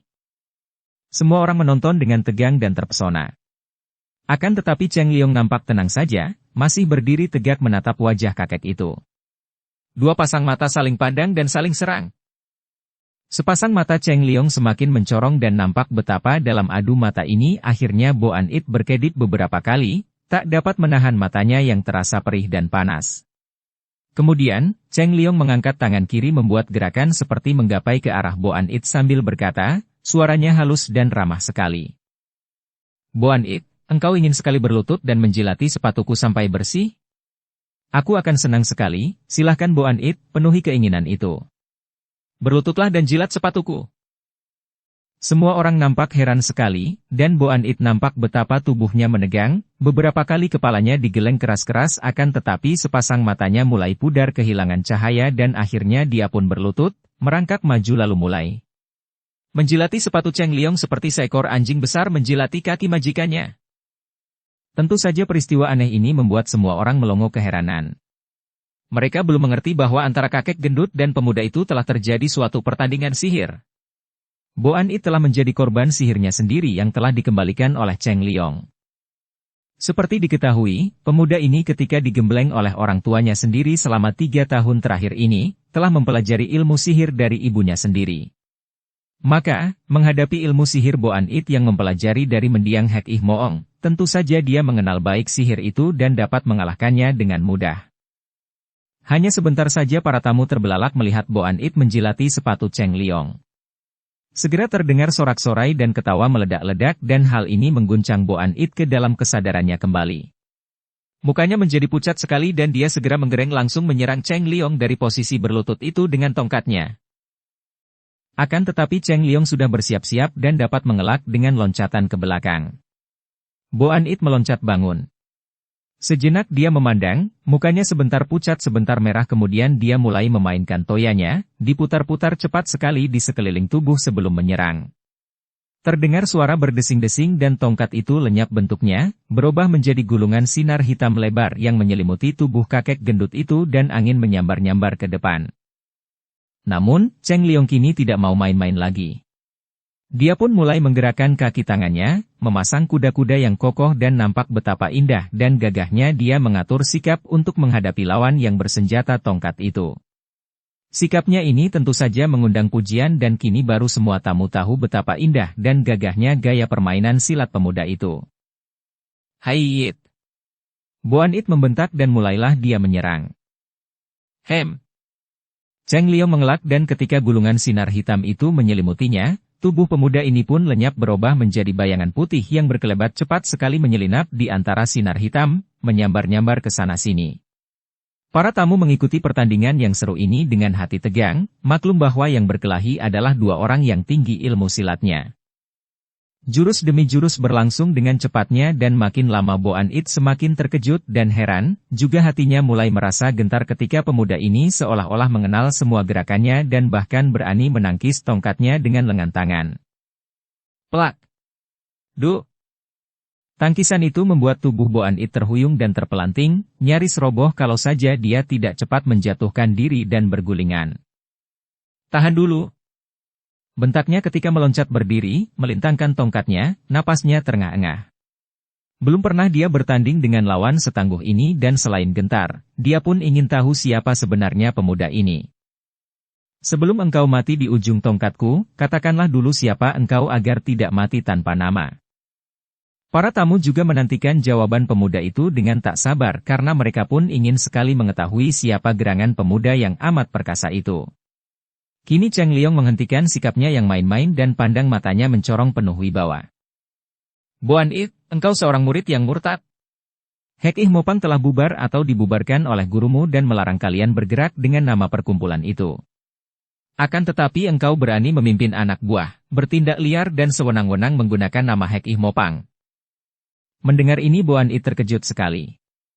Dia memandang tajam penuh perhatian, dan dia pun teringat pemuda cilik yang dulu menjadi tawanan dari Pulau Es kemudian menjadi murid Hek Ih Moong itu. Kamu, bocah dari Pulau Es itu? Kamu Suma Cheng Liong? Bagus kalau masih ingat padaku. Hah? Sejak dulu aku ingin membunuhmu dan sekaranglah baru terbuka kesempatan itu? Boan It menggereng seperti binatang buas, tidak menggunakan sihir lagi karena tadi pun dia mendapat malu ketika menggunakan sihirnya. Kini dia mengerahkan segala ilmu dan tenaganya, menyerang dengan dahsyat. Cheng Liong tidak mau memberi hati lagi.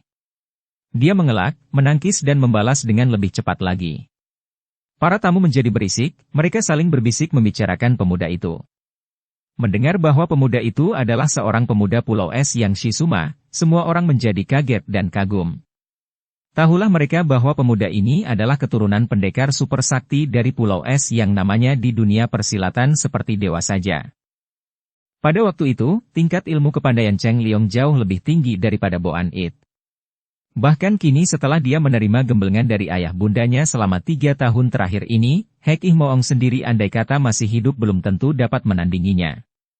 Bahkan Sumakian Bu sendiri harus mengakui bahwa setelah mengusai ilmu-ilmu Pulau Es dan ilmu-ilmu dari Hek Ih Moong putranya itu jauh lebih lihai darinya sendiri.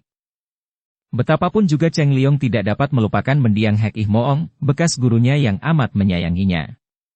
Dia tahu betapa Boan It pernah menjadi kepercayaan Hek Ih Moong. Maka mengingat mendiang gurunya itu, dia merasa tidak tega untuk membunuh Boan It. Pada saat tongkat itu meluncur ke arah tenggorokannya, Cheng Liong meloncat ke samping dan tiba-tiba ujung tongkat itu mengeluarkan uap hitam yang menyambar ke arah muka Cheng Liong. Pemuda ini tidak terkejut karena dia sudah mengenal uap beracun yang keluar dari ujung tongkat. Dia pun membuka mulut dan uap hitam itu buyar, bahkan kini membalik terdorong oleh uap panas yang menyambar dari mulut Cheng Liong. Toh Haweji, hawa api beracun. Boan It berseru kaget ketika hawa panas menyengat mukanya. Pada saat itu sebuah totokan jari tangan Cheng Liong melumpuhkan tangannya dan tongkat hitam itu pun pindah tangan. Sebelum Boan It mampu mengelak, tongkatnya sendiri telah mengalungi lehernya. Tongkat itu telah ditekuk oleh tangan Cheng Liong dan kini mengalungi lehernya dengan kuat. 2 kali totokan lagi membuat kaki tangan Boan It menjadi lumpuh dan dia pun roboh terguling. Pergilah, dan mulai hari ini bubarkan perkumpulanmu dan jangan lagi mengacau dunia dengan nama Hek Ih Mopang, kata Cheng Liong mengulang larangan mendiang Hek Ih Moong.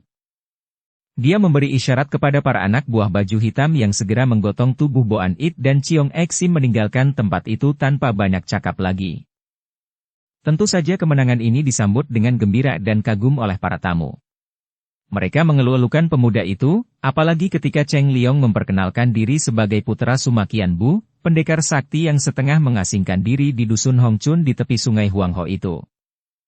Dalam kesempatan ini, dengan cerdik Cheng Liong memilih-milih beberapa orang tokoh Kang Ou yang gagah dan bersemangat untuk diajak bicara tentang negara dan bangsa yang dijajah, tentang kepahlawanan dan akhirnya dia berhasil membakar dan membangkitkan semangat beberapa orang pendekar yang menyatakan kebulatan tekadnya untuk membantu perjuangan mengusir penjajah apabila saatnya tiba.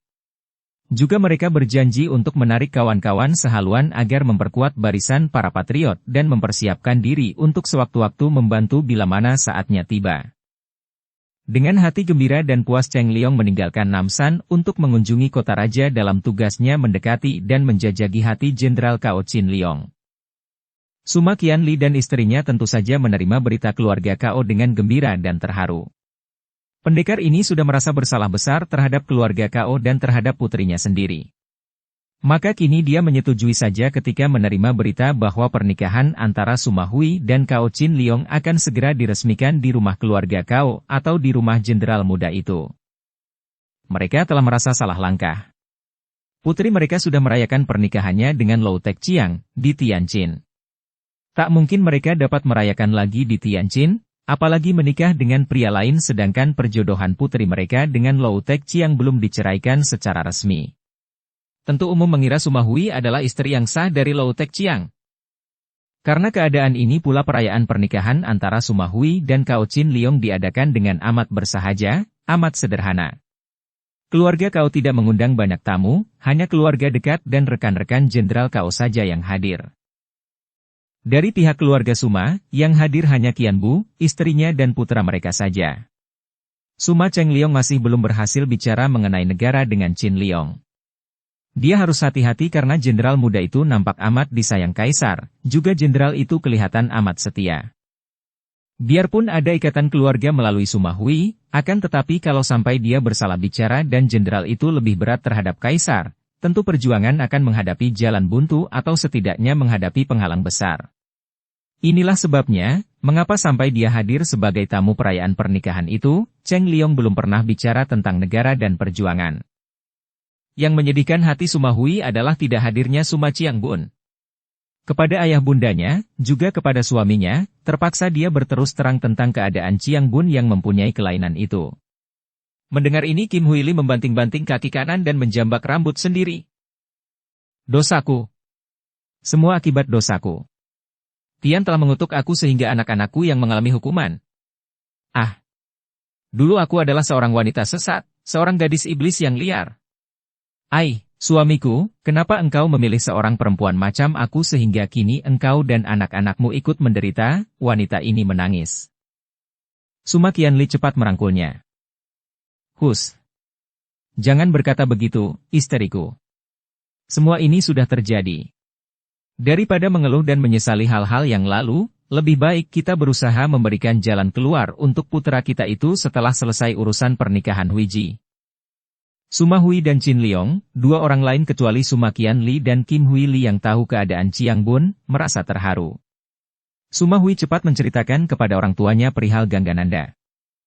Harap ayah dan ibu tenang saja. Kurasa usahaku bersama Gangga akan berhasil baik.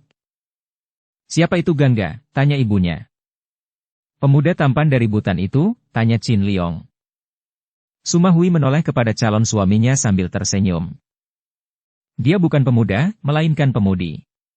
Dan dia adalah putri tunggal dari Putri Shanti Dewi dari Butan. Ah, Putri Antek Hoat? Suma Qianli memotong.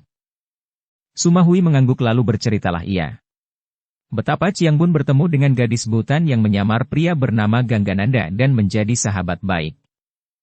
Bunte telah jatuh cinta kepada Gangga yang dianggapnya pria. Dan dia gelisah sekali, namun tak mampu berpisah dari Gangga. Dan aku telah menceritakan perihal diri Bunte kepada Gangga.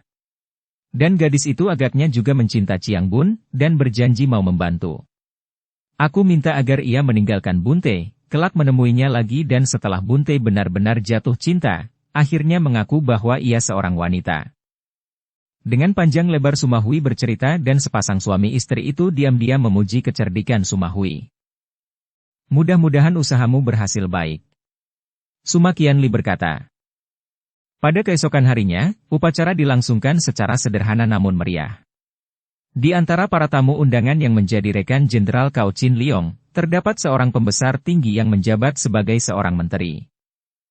Menteri Siong ini sudah berusia 50 tahun dan dia hadir sebagai undangan, juga sebagai utusan dan wakil kaisar, maka semua orang berlutut ketika dia tiba dan membacakan amanat kaisar. Seorang utusan dan wakil kaisar memang dihormati sebagai kaisar sendiri ketika menyampaikan amanat. Kemudian Menteri Siong dipersilahkan duduk di tempat kehormatan sebagai tamu yang dihormati. Menteri Siong Ciko ini diam-diam menaruh hati dendam dan tidak senang atas pernikahan Qin Liong dan Suma Hui. Menteri itu mempunyai seorang anak gadis dan tadinya Menteri Siong ingin sekali menjodohkan putrinya dengan Jenderal Cao Qin Liong. Sudah berkali-kali dia memancing, namun jenderal muda yang dikaguminya itu tak pernah menanggapi. Jenderal muda itu amat disayang kaisar, kalau dapat menjadi mantunya tentu kedudukannya akan menjadi semakin kuat. Bahkan kaisar sendiri tertarik kepada gadisnya, dan ketika dia yang khawatir kaisar akan tertarik kepada gadisnya dan menjadikan selir, maka dia menyindir bahwa ingin menjodohkan putrinya dengan Qin Liong. Kaisar segera menyatakan kegembiraannya dan persetujuannya. Dukung channel Novel Silat dengan subscribe, follow, like, komen dan share. Akan tetapi ketika akhirnya dia secara terus terang menyatakan keinginannya kepada Qin Liong, jenderal muda itu menolak dengan halus dan menyatakan bahwa dia sudah punya calon istri. Tentu saja dia merasa kecewa dan menyesal sekali. Maka kehadirannya sebagai utusan kaisar itu hendak melampiaskan rasa kecewa dan penasaran hatinya. Dan dia sudah memiliki sarananya untuk itu, sebuah surat wasiat yang kini sudah berada di saku bajunya. Setelah hidangan dikeluarkan dan para tamu akan menyaksikan upacara bertemunya sepasang pengantin, saat itu dianggap amat penting bagi Menteri Siong Chikok untuk mengadakan penyerangan. Apalagi semua yang bersangkutan sudah berada di situ. Kao Qin Liong sang pengantin yang siap menyambut mempelai wanita yang sebentar lagi akan muncul. Kao Kok Chu dan istrinya, juga Suma Qianli dengan istrinya yang oleh Qin Liong diperkenalkan kepada utusan dan wakil kaisar itu. Sungguh menggembirakan sekali kami dapat hadir dalam saat yang bahagia ini, demikian katanya dengan lantang kepada kedua keluarga itu. Kami adalah sahabat baik Kao Goanswei dan sudah lama kami mengharapkan datangnya hari bahagia ini.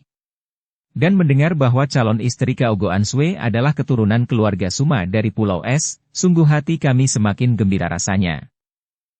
Siong Taijin, kata Kao Kok Chu dengan sikap hormat.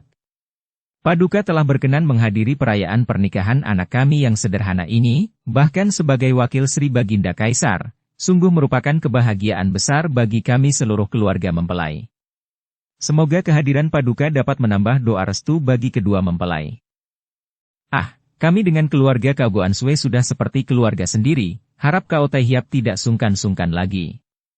Kao Goanswei adalah putra tunggal bukan? Dan istrinya, Suma Xiaoqia, tentu putri Suma Taihiap yang kedua, katanya dengan nada suara sambil lalu dan menoleh kepada Suma Qianbu dan istrinya.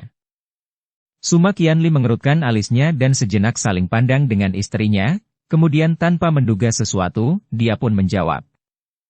Bukan yang kedua, tak izin, melainkan yang pertama dan kami hanya mempunyai seorang anak perempuan tunggal. Akan tetapi betapa kaget dan heran rasa hati mereka semua yang hadir di situ ketika pembesar itu terbelalak dan menggeleng-gelengkan kepala. Mana mungkin?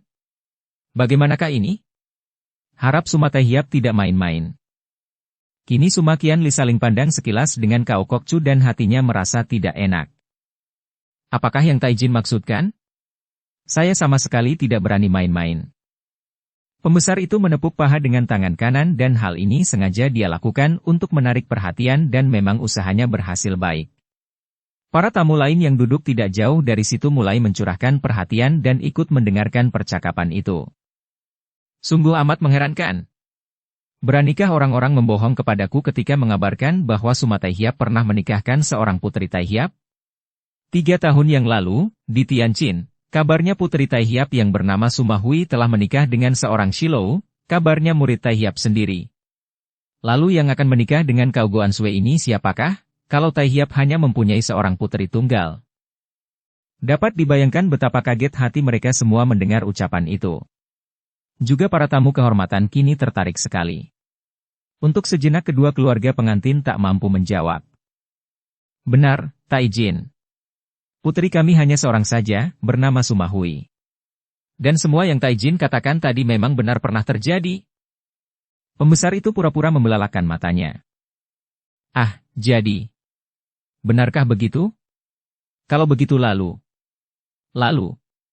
Bagaimana sekarang Kao Goanswei? Dia tak melanjutkan dan memandang wajah jenderal muda itu. Kedua pasang besan itu saling pandang dan dalam pertukaran pandang mata itu, watak gagah mereka pun bangkit. Kami dapat menerangkan hal itu, kata Suma Qianli dengan suara tenang. Dan memang sebaiknya kami menjelaskan kepada semua para tamu yang hadir, sambung Kao Kok Chu dengan suara tegas. Siong Taijin, maafkan saya, kata Qin Liong sambil mengerutkan alisnya. Bolehkah saya mengetahui dari siapa Taijin mendengar semua itu? Mendengar nada suara jenderal muda itu yang agak keras dan menuntut, pembesar itu pun tak mau main-main lagi. Dia sudah melaksanakan niatnya, melampiaskan dendam hatinya yang kecewa, membongkar rahasia keluarga itu. Dikeluarkannya sebuah sampul surat dari dalam saku jubahnya dan dia berkata, "Maaf, Kau Goan Sui. Bukan maksudku untuk membuka rahasia. Akan tetapi kami menerima surat ini beberapa hari yang lalu, surat dari orang yang bernama Lou Tek Chiang. Kami tidak mengenalnya akan tetapi dia yang menceritakan bahwa Suma Xiaoqia telah menikah 3 tahun yang lalu. Tadinya kami tidak percaya dan tak tahu apa maksudnya mengirim surat seperti ini. Karena hati kami penasaran, maka tadi kami tanyakan langsung kepada Suma Tai Hiap."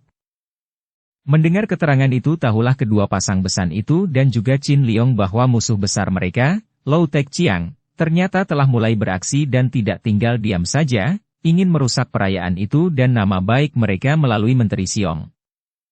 Wajah Suma Qianli berubah merah sekali, demikian pula wajah Cao Kokcu. Akan tetapi mereka tidak menyalahkan pembesar itu yang agaknya tanpa disadarinya telah diperalat Lou Tek Chiang. Hanya Qin Liong yang diam-diam dapat menduga bahwa agaknya surat itu membuka kesempatan bagi Menteri Siong untuk melampiaskan dendam kecewanya. Dengan suara lantang Suma Qianli berkata, "Tak izin, kami tidak akan merahasiakan hal itu walaupun itu sesungguhnya merupakan urusan pribadi kami yang tiada sangkut pautnya dengan orang lain. Memang, putri kami Suma Hui 3 tahun yang lalu pernah menikah dengan Lou Tek Chiang. Akan tetapi, pada hari pernikahan itu pula kami baru mengetahui bahwa dia seorang penjahat besar, murid iblis Jehua Xiao Oke yang berhasil menipu kami sehingga telah kami ambil murid dan mantu. Sejak hari pernikahan itu, hubungan kami sekeluarga dan dia menjadi putus, bahkan dia menjadi musuh besar kami. Putri kami bukan istrinya lagi. Dan kami sekeluarga pun sudah tahu akan semua itu," sambung Cao Kokcu lantang. "Dan seperti dikatakan oleh saudara Suma Qianli tadi, urusan ini adalah urusan pribadi kami yang tiada sangkut pautnya dengan orang lain." Menteri Siong dan para tamu yang lain mendengar ucapan dua orang pendekar sakti itu, yang dikeluarkan dengan suara penuh wibawa, menjadi terkejut dan terheran-heran. Akan tetapi tentu saja mereka tidak berani memberikan komentar lagi karena kedua orang pendekar itu sudah menekankan bahwa urusan itu adalah urusan bersifat pribadi yang tiada sangkut pautnya dengan orang lain. Mereka hanya membatin betapa anehnya watak tokoh-tokoh perkasa itu. Kalau orang biasa, sungguh tak mungkin seorang pemuda, apalagi dengan kedudukan setinggi Jenderal Muda Cao Qin Liong, mengawini seorang janda. Sementara itu, Suma Cheng Liong dan ayah bundanya juga terkejut mendengar ucapan dua besan itu dan diam-diam Cheng Liong mencatat nama Lou Tek Chiang yang telah berhasil menipu pamannya sehingga diambil murid bahkan mantu olehnya. Padahal, Tek Chiang adalah murid Jehua Xiao Oke dan dia pernah bertemu dengan mereka ketika bersama dengan mereka, mendiang Hek Ih Moong menyerbu ke rumah keluarga Kam di Bukit Nelayan. Biarpun ada gangguan batin karena ulah Menteri Siong tadi, upacara pernikahan dilangsungkan dengan lancar. Wajah sepasang mempelai berseri penuh kebahagiaan ketika mereka melakukan upacara penghormatan kepada para orang tua dan keluarganya. Pesta sederhana lalu dirayakan dengan gembira. Pada keesokan harinya, Suma Cheng Liong dan ayah ibunya sempat mendengar penuturan Suma Hui sendiri yang ditemani suaminya tentang malapetaka dan aib yang menimpa keluarga ayahnya karena kejahatan Lou Tek Chiang. Ia tidak menyembunyikan apa-apa lagi karena bicara di antara keluarga. "Dulu, bersama suamiku ini, aku perintah singgah dan bertemu Paman Qian Bu berdua ketika kami kembali dari Pulau Es dan Paman Qian Bu telah memperingatkan kami akan banyak halangan dan rintangan bagi perjodohan kami. Dan ternyata memang benar." Suma Hui menutup ceritanya. Qian Bu mengangguk. "Bagaimanapun juga, semua telah lewat dan anggap saja semua itu sebagai mimpi buruk. Aku sungguh kagum kepada kalian. Cinta kasih antara kalian demikian besar dan murni dan dengan cinta kasih seperti itu kalian tentu akan hidup berbahagia." Qian Li menarik napas panjang. "Semua adalah karena kesalahanku. Aku terlalu kukuh dan aku lengah sehingga mudah tertipu oleh iblis itu." Dia mengepal tinju dengan gemas. "Manusia boleh berusaha bagaimanapun, akan tetapi Tian yang berkuasa menentukan," kata Cao Kokcu. "Aku telah bersumpah untuk mencari dan membunuh jahanam Lou Tek Chiang dan gurunya, Jehua Xiao Oke," kata Suma Hui sambil mengepal tinju. "Harap paman dapat menenangkan hati, juga Enci Hui. Ketahuilah bahwa Jaihua Xiaooke telah tewas 3 tahun yang lalu, kata Cheng Liong. Mereka semua, kecuali ayah ibu Cheng Liong yang sudah tahu, terkejut mendengar berita ini. Bagaimana terjadinya? Siapa yang membunuh jahanam itu? Tanya Suma Qianli. Dia berkelahi dengan Hek Ih Moong dan dia terpukul roboh dan tewas. Hek Ih Moong? Pemimpin gerombolan yang menyerbu Pulau Es? Suma Hui dan Qin Liong terkejut. Cheng Liong mengangguk. Benar. Dan bukan hanya Jaihua Xiaooke yang tewas, juga Hek Ih Moong telah meninggal dunia karena luka-lukanya, setelah bertanding dengan musuh-musuhnya. Dia tidak menceritakan keadaan dirinya sebagai bekas murid Raja Iblis itu karena ini akan mendatangkan suasana yang tidak enak saja. Suma Hui mengerutkan alisnya, lalu menghitung. Mereka semua ada 5 orang yang memimpin penyerbuan itu. Ngobui Saikong telah tewas oleh Nenek Lulu, si Ulat Seribu telah tewas oleh Nenek Nirahai, Eng Jiao Xiaoong telah tewas oleh Qin Liong Koko. Kalau sekarang Hek Ih Moong dan Jaihua Xiaooke telah tewas, berarti semua datuk iblis yang menyerbu Pulau Es telah tewas. Pada hari itu juga, Suma Qianbu, istri dan putranya berpamit. Mereka meninggalkan kota raja tanpa berani menyinggung soal perjuangan melawan penjajah karena jenderal muda itu kelihatan masih amat bersemangat membela kerajaan. Mereka harus bersikap hati-hati sebelum merasa yakin bahwa ada kemungkinan besar jenderal itu akan mendukung. Cheng Liong sendiri belum berani menyinggung soal gawat itu. Kita tinggalkan dulu pengantin baru yang berbahagia itu dan kita menengok keadaan kota Lokyang di mana selama beberapa hari ini terjadi hal-hal yang menggemparkan. Sejak kira-kira sebulan lamanya terjadi beberapa pembunuhan dan pengrusakan terhadap sarang-sarang penjahat. Juga rumah 2 orang pembesar korup tidak terlewat dan menjadi korban serbuan seorang pendekar aneh. 2 orang pembesar itu adalah orang-orang yang suka melindungi kejahatan dengan menerima uang sogokan. Akan tetapi kalau kepala penjahat itu dibunuh 2 orang pembesar itu hanya dibuntungi kedua telinga mereka sebagai peringatan keras. Dan dari mereka inilah, juga dari anak buah penjahat yang sempat melihatnya, tersiar berita bahwa pelakunya adalah seorang pemuda yang berwajah tampan, bersikap halus namun ilmunya tinggi sekali. Dan melihat betapa dia membunuh para kepala penjahat, membasmi sarang penjahat dan menghajar 2 orang pembesar korup, jelas bahwa dia tentulah seorang pendekar muda. Dan memang dunia Kang Ou di sekitar Lokyang sudah mulai mendengar kemunculan pendekar ini, sejak dari sebelah barat kota raja sampai ke Lokyang. Di sepanjang perjalanan, seorang pendekar muda menyebar maut antara para penjahat dan mengulurkan tangan kepada setiap orang yang menderita dan yang tertindas. Peristiwa ini menggelisahkan Kota Ijin, kepala daerah kata Lokyang. Sudah 2 orang pembesar pembantunya yang didatangi pendekar itu? Dan dia sendiri yang merasa korup, bahkan suka menggunakan tenaga para penjahat untuk memperkuat kedudukannya, menerima sogokan-sogokan dari para penjahat pemilik rumah-rumah judi, rumah pelacuran dan kepala para maling, rampok dan copet, tentu saja merasa ketakutan. Dia seolah-olah dapat merasakan betapa pendekar ini menanti-nanti kesempatan untuk mendatanginya. Beberapa malam yang lalu sudah ada bayangan yang berkelebatan di atas genteng gedungnya.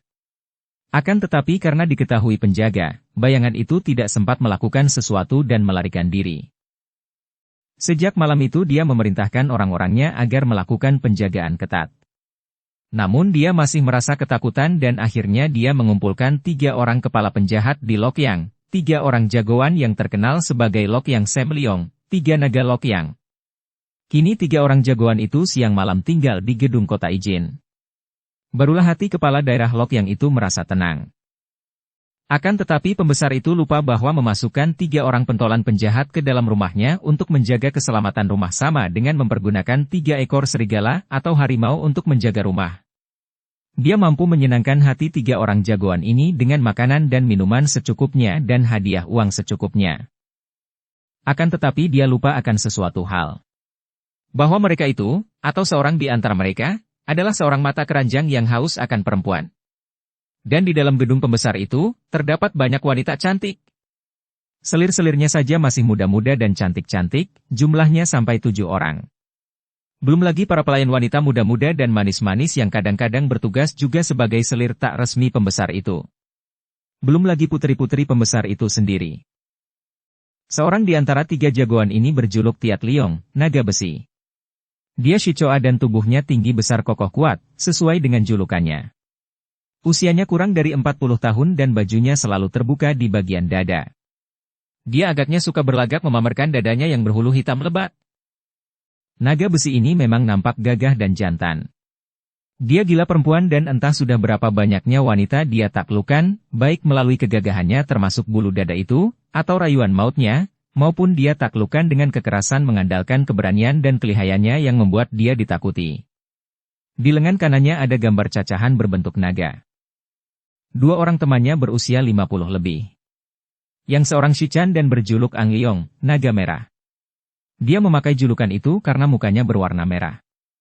Orang ketiga bertubuh pendek gendut, Shilui berjuluk Hek Liong, naga hitam, dan untuk mengabadikan julukannya di lengan kanannya juga ada seekor naga hitam. Mereka merupakan tiga serangkai yang bekerja sama menguasai dunia hitam di Lokyang. Ketika mereka menerima tugas berjaga dan melindungi kota Ijin, tiga orang ini girang sekali. Mereka sudah mendengar akan munculnya pendekar tampan itu dan tentu saja mereka menganggapnya musuh. Mereka masing-masing merasa terancam keselamatannya. Maka, dengan tinggal di gedung kota Ijin, mereka mendapat banyak keuntungan. Pertama, mereka akan dapat saling membantu dan bersama-sama menghadapi musuh. Kedua, mereka akan mendapat bantuan pula dari pasukan pengawal dan penjaga gedung pembesar itu. Ketiga, mereka tentu hidup serba enak dan menyenangkan di gedung pembesar itu dan akan menerima hadiah besar tanpa bekerja keras.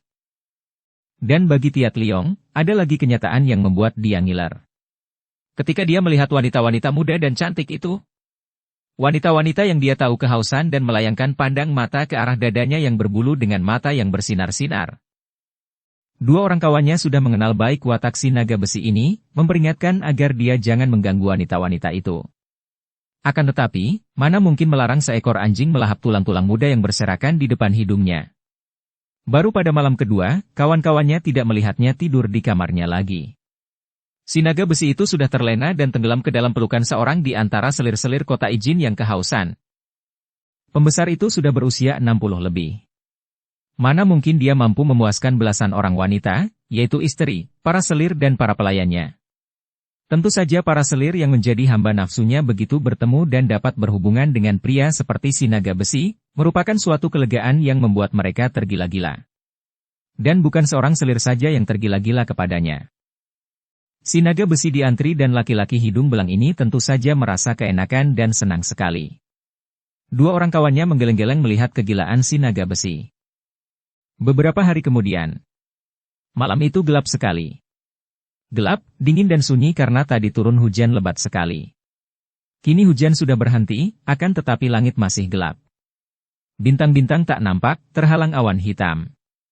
Keadaan seperti itu membuat orang mudah ngantuk. Dan untuk melawan ngantuk, para penjaga keamanan di rumah kota Ijin minum arak penghangat tubuh dan main kartu. Naga merah dan naga hitam melakukan perondaan. Melihat semua aman, mereka pun segera memasuki kamar masing-masing. Si naga besi seperti biasa, sejak tadi sudah mendekam dalam kamar seorang selir kota Ijin. Sekali ini dia berani mati sekali, berhasil merayu selir ketiga pembesar itu, selir yang paling disayang oleh kota Ijin. Karena malam gelap dan dingin, para penjaga segan berjaga di udara terbuka. Mereka agak lengah. Ah, siapa orangnya yang mencari penyakit berkeliaran di luar dalam cuaca seperti itu? Mereka tidak mengira bahwa sedikit kelengahan mereka itu telah dimanfaatkan sesosok tubuh bayangan hitam yang berkelebat di atas genteng rumah kota Ijin ketika tidak melihat adanya penjaga di luar rumah seperti biasa.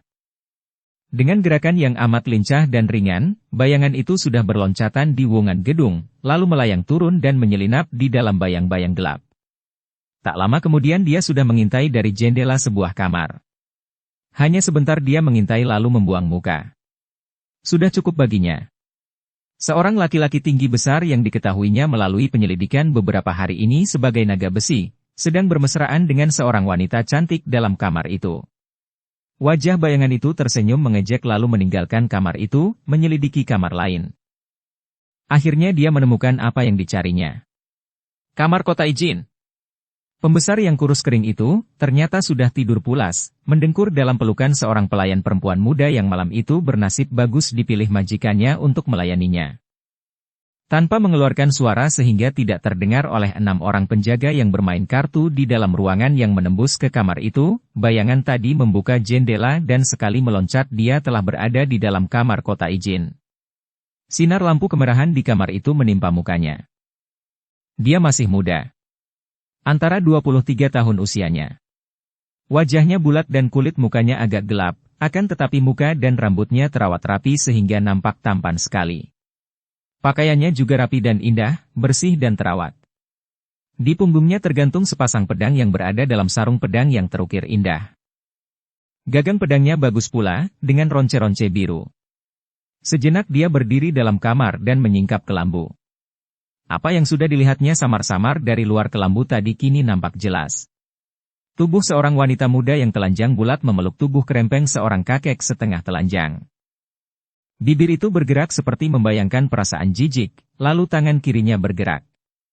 2 batang jarum halus yang harum baunya menyambar tengkuk wanita itu. Wanita itu menggerakkan tubuh berkelojotan, lalu mengeluh dan terlentang diam, pingsan karena 2 jalan darah tertusuk 2 batang jarum halus. Dengan tenang pemuda itu menggulung tubuh Kota Ijin dengan selimut, lalu mengempitnya dan membawanya keluar kamar. Tubuh itu tidak mampu bergerak atau berteriak karena sudah ditotoknya terlebih dahulu. Dia membawa tubuh pembesar itu melalui jendela dan tak lama kemudian dia sudah tiba di luar kamar di mana selir ketiga pembesar itu masih berdekapan dengan si naga besi. Daun jendela dibukanya dari luar dan setelah dia membebaskan totokannya pada tubuh Kota Ijin, dia lalu melemparkan tubuh itu ke dalam kamar, ke atas pembaringan di mana 2 orang manusia itu sedang berzina.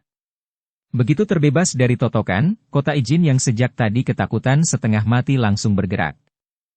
Toloonggeg. Dan tubuhnya terbanting ke atas pembaringan, di antara 2 tubuh telanjang yang tumpang tindih. Bruk. Aduh, aduh. Kota Ijin berteriak-teriak, juga selirnya menjerit karena tubuh suaminya itu jatuh menimpa dada dan kepalanya. Akan tetapi si naga besi yang merasa terkejut sudah meloncat turun dari atas pembaringan, menyambar pakaiannya dan bergegas memakainya. Ketika Kota Ijin melihat selirnya yang tersayang tidur bertelanjang bulat bersama si naga besi, dia lupa akan rasa kaget dan takutnya. Seketika dia maklum apa yang terjadi antara selirnya dan jagoan itu. Dia sudah mendengar desas-desus di antara para pengawalnya bahwa satu di antara 3 jagoan yang menjaga keselamatannya itu kabarnya main gila dengan beberapa orang selirnya. Akan tetapi karena dia tidak melihatnya sendiri, dia pun tidak percaya dan pura-pura tidak tahu. Apalagi pada waktu itu dia amat membutuhkan perlindungan dan bantuan 3 orang jagoan itu. Akan tetapi kini, melihatnya sendiri betapa selirnya ketiga yang paling disayangnya berada dalam satu pembaringan bertelanjang bulat dengan si naga besi, kemarahannya memuncak. Perempuan hina, apa yang kau lakukan ini? Dan dia tidak dapat menahan kemarahannya, ditinjunya muka selirnya dengan keras. Bu! Perempuan itu sedang mengeluh kesakitan karena tadi kepala dan dadanya tertimpa tubuh suaminya, kini menjerit dan menangis sejadi-jadinya, tubuhnya terjengkang di atas kasur. Kota Ijin semakin marah, turun dari pembaringan dan menyerang si naga besi sambil memaki-maki. Bajingan kamu! Berani meniduri istriku? Dan dia mencoba untuk memukul jagoan yang sedang sibuk mengenakan pakaiannya itu. Akan tetapi, si naga besi dengan tak sabar menangkis dan mendorong pembesar itu sehingga jatuh terjengkang. Tenanglah, Taijin. Siapa yang melempar Taijin?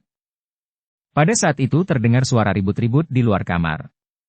Para penjaga tadi mendengar teriakan si pembesar itu dan mereka berlari ke sana-sini berebutan mencari majikan mereka yang tadi berteriak minta tolong. Mendengar pertanyaan si naga besi, baru Kota Ijin teringat akan peristiwa tadi. Mukanya pucat dan sekali lompat dia sudah bersembunyi lagi ke dalam kelambu dan merangkul selir ketiga yang tadi dipukulnya, tubuhnya menggigil ketakutan. Tolong! Penjahat! Pembunuh! Dari luar terdengar pintu digedor-gedor oleh para pengawal. Taijin! Taijin! Apakah Paduka berada di dalam?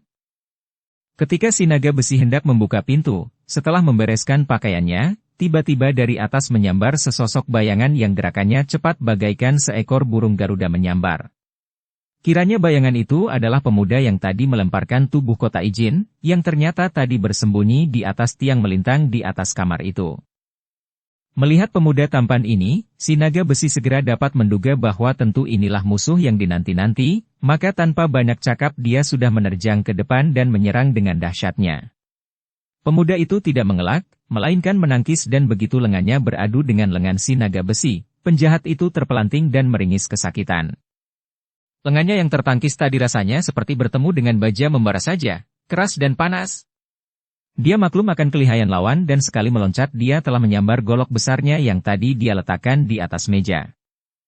Bocah setan bosan hidup, bentaknya dan dia memutar-mutar goloknya yang besar di atas kepalanya lalu menerjang maju, menyerang secara membabi buta. Pemuda itu mengelak dengan loncatan ke kanan-kiri, kemudian menggerakkan tangan kiri. Nampak betapa golok menyambar lewat kepalanya dan tangan kirinya itu menonjok ke depan, disusul tendangan kaki kanannya. Tuh! Bruk! Golok terlepas ketika sodokan tangan kiri pemuda itu mengenai dada di bawah ketiak kanan lawan, dan pada saat tendangan mengenai perut membuat tubuh si naga besi terlempar menimpa tembok, nyawanya telah melayang. Ternyata pukulan tangan kiri tadi sedemikian hebatnya sehingga mengguncang dan memecahkan jantungnya. Pada saat itu daun pintu kamar pecah dan masuklah dua orang kakek yang bukan lain adalah naga merah dan naga hitam, masing-masing memegang pedang dan tombak gagang panjang. Di belakangnya nampak belasan orang pengawal yang memegang senjata, siap mengeroyok. Pemuda itu tidak memperdulikan mereka. Dia memungut golok si naga besi dan sekali menggerakkan kaki dia telah meloncat ke pembaringan, dengan tangan kiri menjambak kotak izin. Pembesar itu sedemikian ketakutan dan mendekap selirnya lebih kuat lagi sehingga ketika tubuhnya terseret turun dari pembaringan, selirnya ikut tertarik dan terbanting. Ampun! Ampunkan saya! Pembesar itu meratap dan kini dia sudah melepaskan tubuh selirnya dan berlutut, merangkak dengan kedua tangan di depan dada. Orang Shiko! Engkau ini seorang pembesar kepala daerah yang jahat. Engkau bersekongkol dengan para penjahat, korup dan makan sogokan. Engkau bukan pemimpin rakyat yang baik. Orang macam engkau ini sudah selayaknya mampus. Ampun. Ampun, Tai Hiap. Pembesar itu meratap. Sementara itu, naga merah dan naga hitam sejenak tertegun melihat naga besi menggeletak tak bernyawa lagi. Kemudian melihat pemuda itu membelakangi mereka dan mencurahkan perhatiannya kepada pembesar yang berlutut di depannya, naga merah menggerakkan pedangnya dan naga hitam menggerakkan tombaknya, menyerang dari belakang. Wut! Sing! Pedang menyambar kepala dan tombak meluncur ke arah lambung pemuda itu. Pemuda itu masih tetap menjambak rambut si pembesar dengan tangan kirinya. Dia tidak mengelak, juga tidak menengok menghadapi serangan-serangan itu. Akan tetapi ketika pedang dan tombak itu sudah menyambar dekat, tangan kanannya bergerak dan golok tadi dia gerakkan ke belakang tubuhnya. Terang! Cering! Pedang dan tombak itu tertangkis golok dan terpental, hampir terlepas dari tangan pemegangnya yang meloncat ke belakang dengan kaget.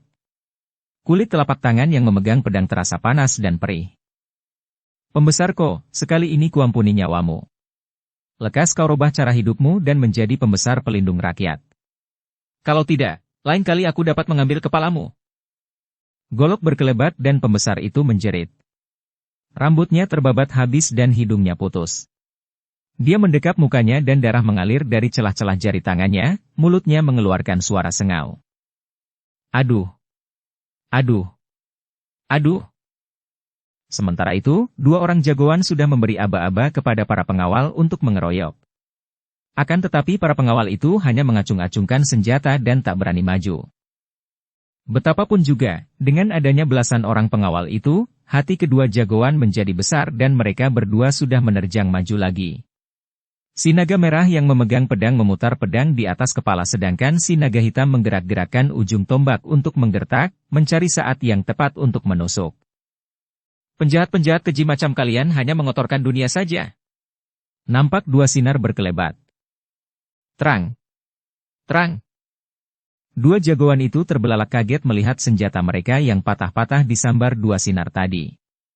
Akan tetapi sebelum mereka sempat menghindar, dua sinar pedang yang berada di kedua tangan pemuda itu kembali berkelebat dan robohlah naga merah dan naga hitam. Mereka berkelojotan dan nampaknya tidak luka, akan tetapi dari celah jari tangan mereka yang menutup dada nampak darah bercucuran. Kiranya dua batang pedang di tangan pemuda itu telah menusuk dada menembus jantung. Para pengawal terkejut dan berebutan menyerbu. Pemuda itu sudah siap memutar sepasang pedangnya, akan tetapi tiba-tiba terdengar teriakan sengau dari kota Ijin. Tahan! Jangan serang dia! Tai Hiap, harap ampunkan kami. Mulai sekarang kami hendak merubah semua kesalahan. Pemuda itu menoleh kepada pembesar yang masih mendekap hidungnya yang berdarah. Bukit hidung itu sudah lenyap terbabat pupus oleh golok tadi. Nyeri bukan main dan berdarah terus. Pemuda itu mengangguk, lalu melemparkan sebuah bungkusan kepada pembesar itu. Bagus, Taijin. Biar cacat badan, kelak Paduka akan menjadi pemimpin rakyat yang baik. Pakailah obat ini, dilumurkan pada lukamu, tentu segera sembuh. Selamat tinggal. Baru saja kata-kata ini habis diucapkan, tubuh pemuda itu berkelebat ke arah langit-langit kamar. Terdengar suara keras ketika atap itu jebol berlubang dan tubuhnya lenyap menerobos atap. Ternyata di kemudian hari bahwa kota Ijin benar-benar bertobat, berubah menjadi seorang pembesar yang baik, memperhatikan kepentingan rakyatnya dan mengerahkan pasukan keamanan untuk mengadakan pembersihan, membasmi sarang-sarang penjahat, bahkan tidak segan-segan menindak bawahannya yang melakukan penyelewengan. Pemuda perkasa yang telah membunuh Lok Yang Sam Leong dan menghukum kota Ijin itu berloncatan dari wungan ke wungan lain dengan kecepatan seperti terbang saja. Dia terus keluar kota dan memasuki kuil tua yang tak dipergunakan orang lagi. Tak lama kemudian dia sudah membuat api unggun di ruangan belakang, duduk bersama di dekat api unggun. Buntalan pakaiannya terletak di dekatnya. Biarpun dia telah berhasil baik sekali dalam tugasnya sebagai pendekar pada malam itu, namun ketika cahaya api unggun menerangi wajahnya, dia sama sekali tidak kelihatan puas dan gembira. Sebaliknya malah, wajahnya nampak suram muram. Wajah yang tampan itu digelapkan awan kedukaan dan sekali-kali dia menarik napas panang, lalu terdengar keluhannya dengan suara menggetar. Gangga. Ah, Gangga. Pemuda itu adalah Suma Ciangbun. Seperti telah diceritakan di bagian depan, ketika mendengar bahwa Gangga pergi tanpa pamit dan menurut encinya pemuda Butan itu pergi ke Butan, Ciangbun menjadi kaget dan berduka. Dia pun segera melakukan pengejaran ke barat. Akan tetapi, dia tidak menemukan jejak pemuda Butan itu. Hatinya makin rindu dan makin berduka, takut kalau selamanya dia takkan dapat bertemu lagi dengan orang yang amat dicintainya itu. Dia tak berani melakukan perjalanan terlalu cepat, takut membuatnya semakin jauh dari Gangga. Dia melakukan perjalanan perlahan-lahan, berhenti di setiap kota untuk melakukan penyelidikan, lalu melanjutkan terus ke barat. Yang membuat dia berduka adalah karena dia tidak pernah berhasil mendapat keterangan tentang pemuda itu. Dan untuk mengurangi kedukaannya, untuk menghibur kekesalannya, Ciangbun mulai bertindak sebagai seorang pendekar yang menentang semua penjahat yang diketahuinya. Juga dia memberi hajaran kepada para pejabat yang korup, seperti yang telah dilakukannya di Lok Yang tadi. Mulai dia dikenal sebagai seorang pendekar muda yang berilmu tinggi dan yang bertangan maut terhadap para penjahat. Memang dia tak mau mengampuni penjahat. Hal ini mungkin menjadi akibat dari semua pengalamannya. Bersambung ke bab 21. Dukung kami dengan subscribe, follow, like, komen dan share. Terima kasih.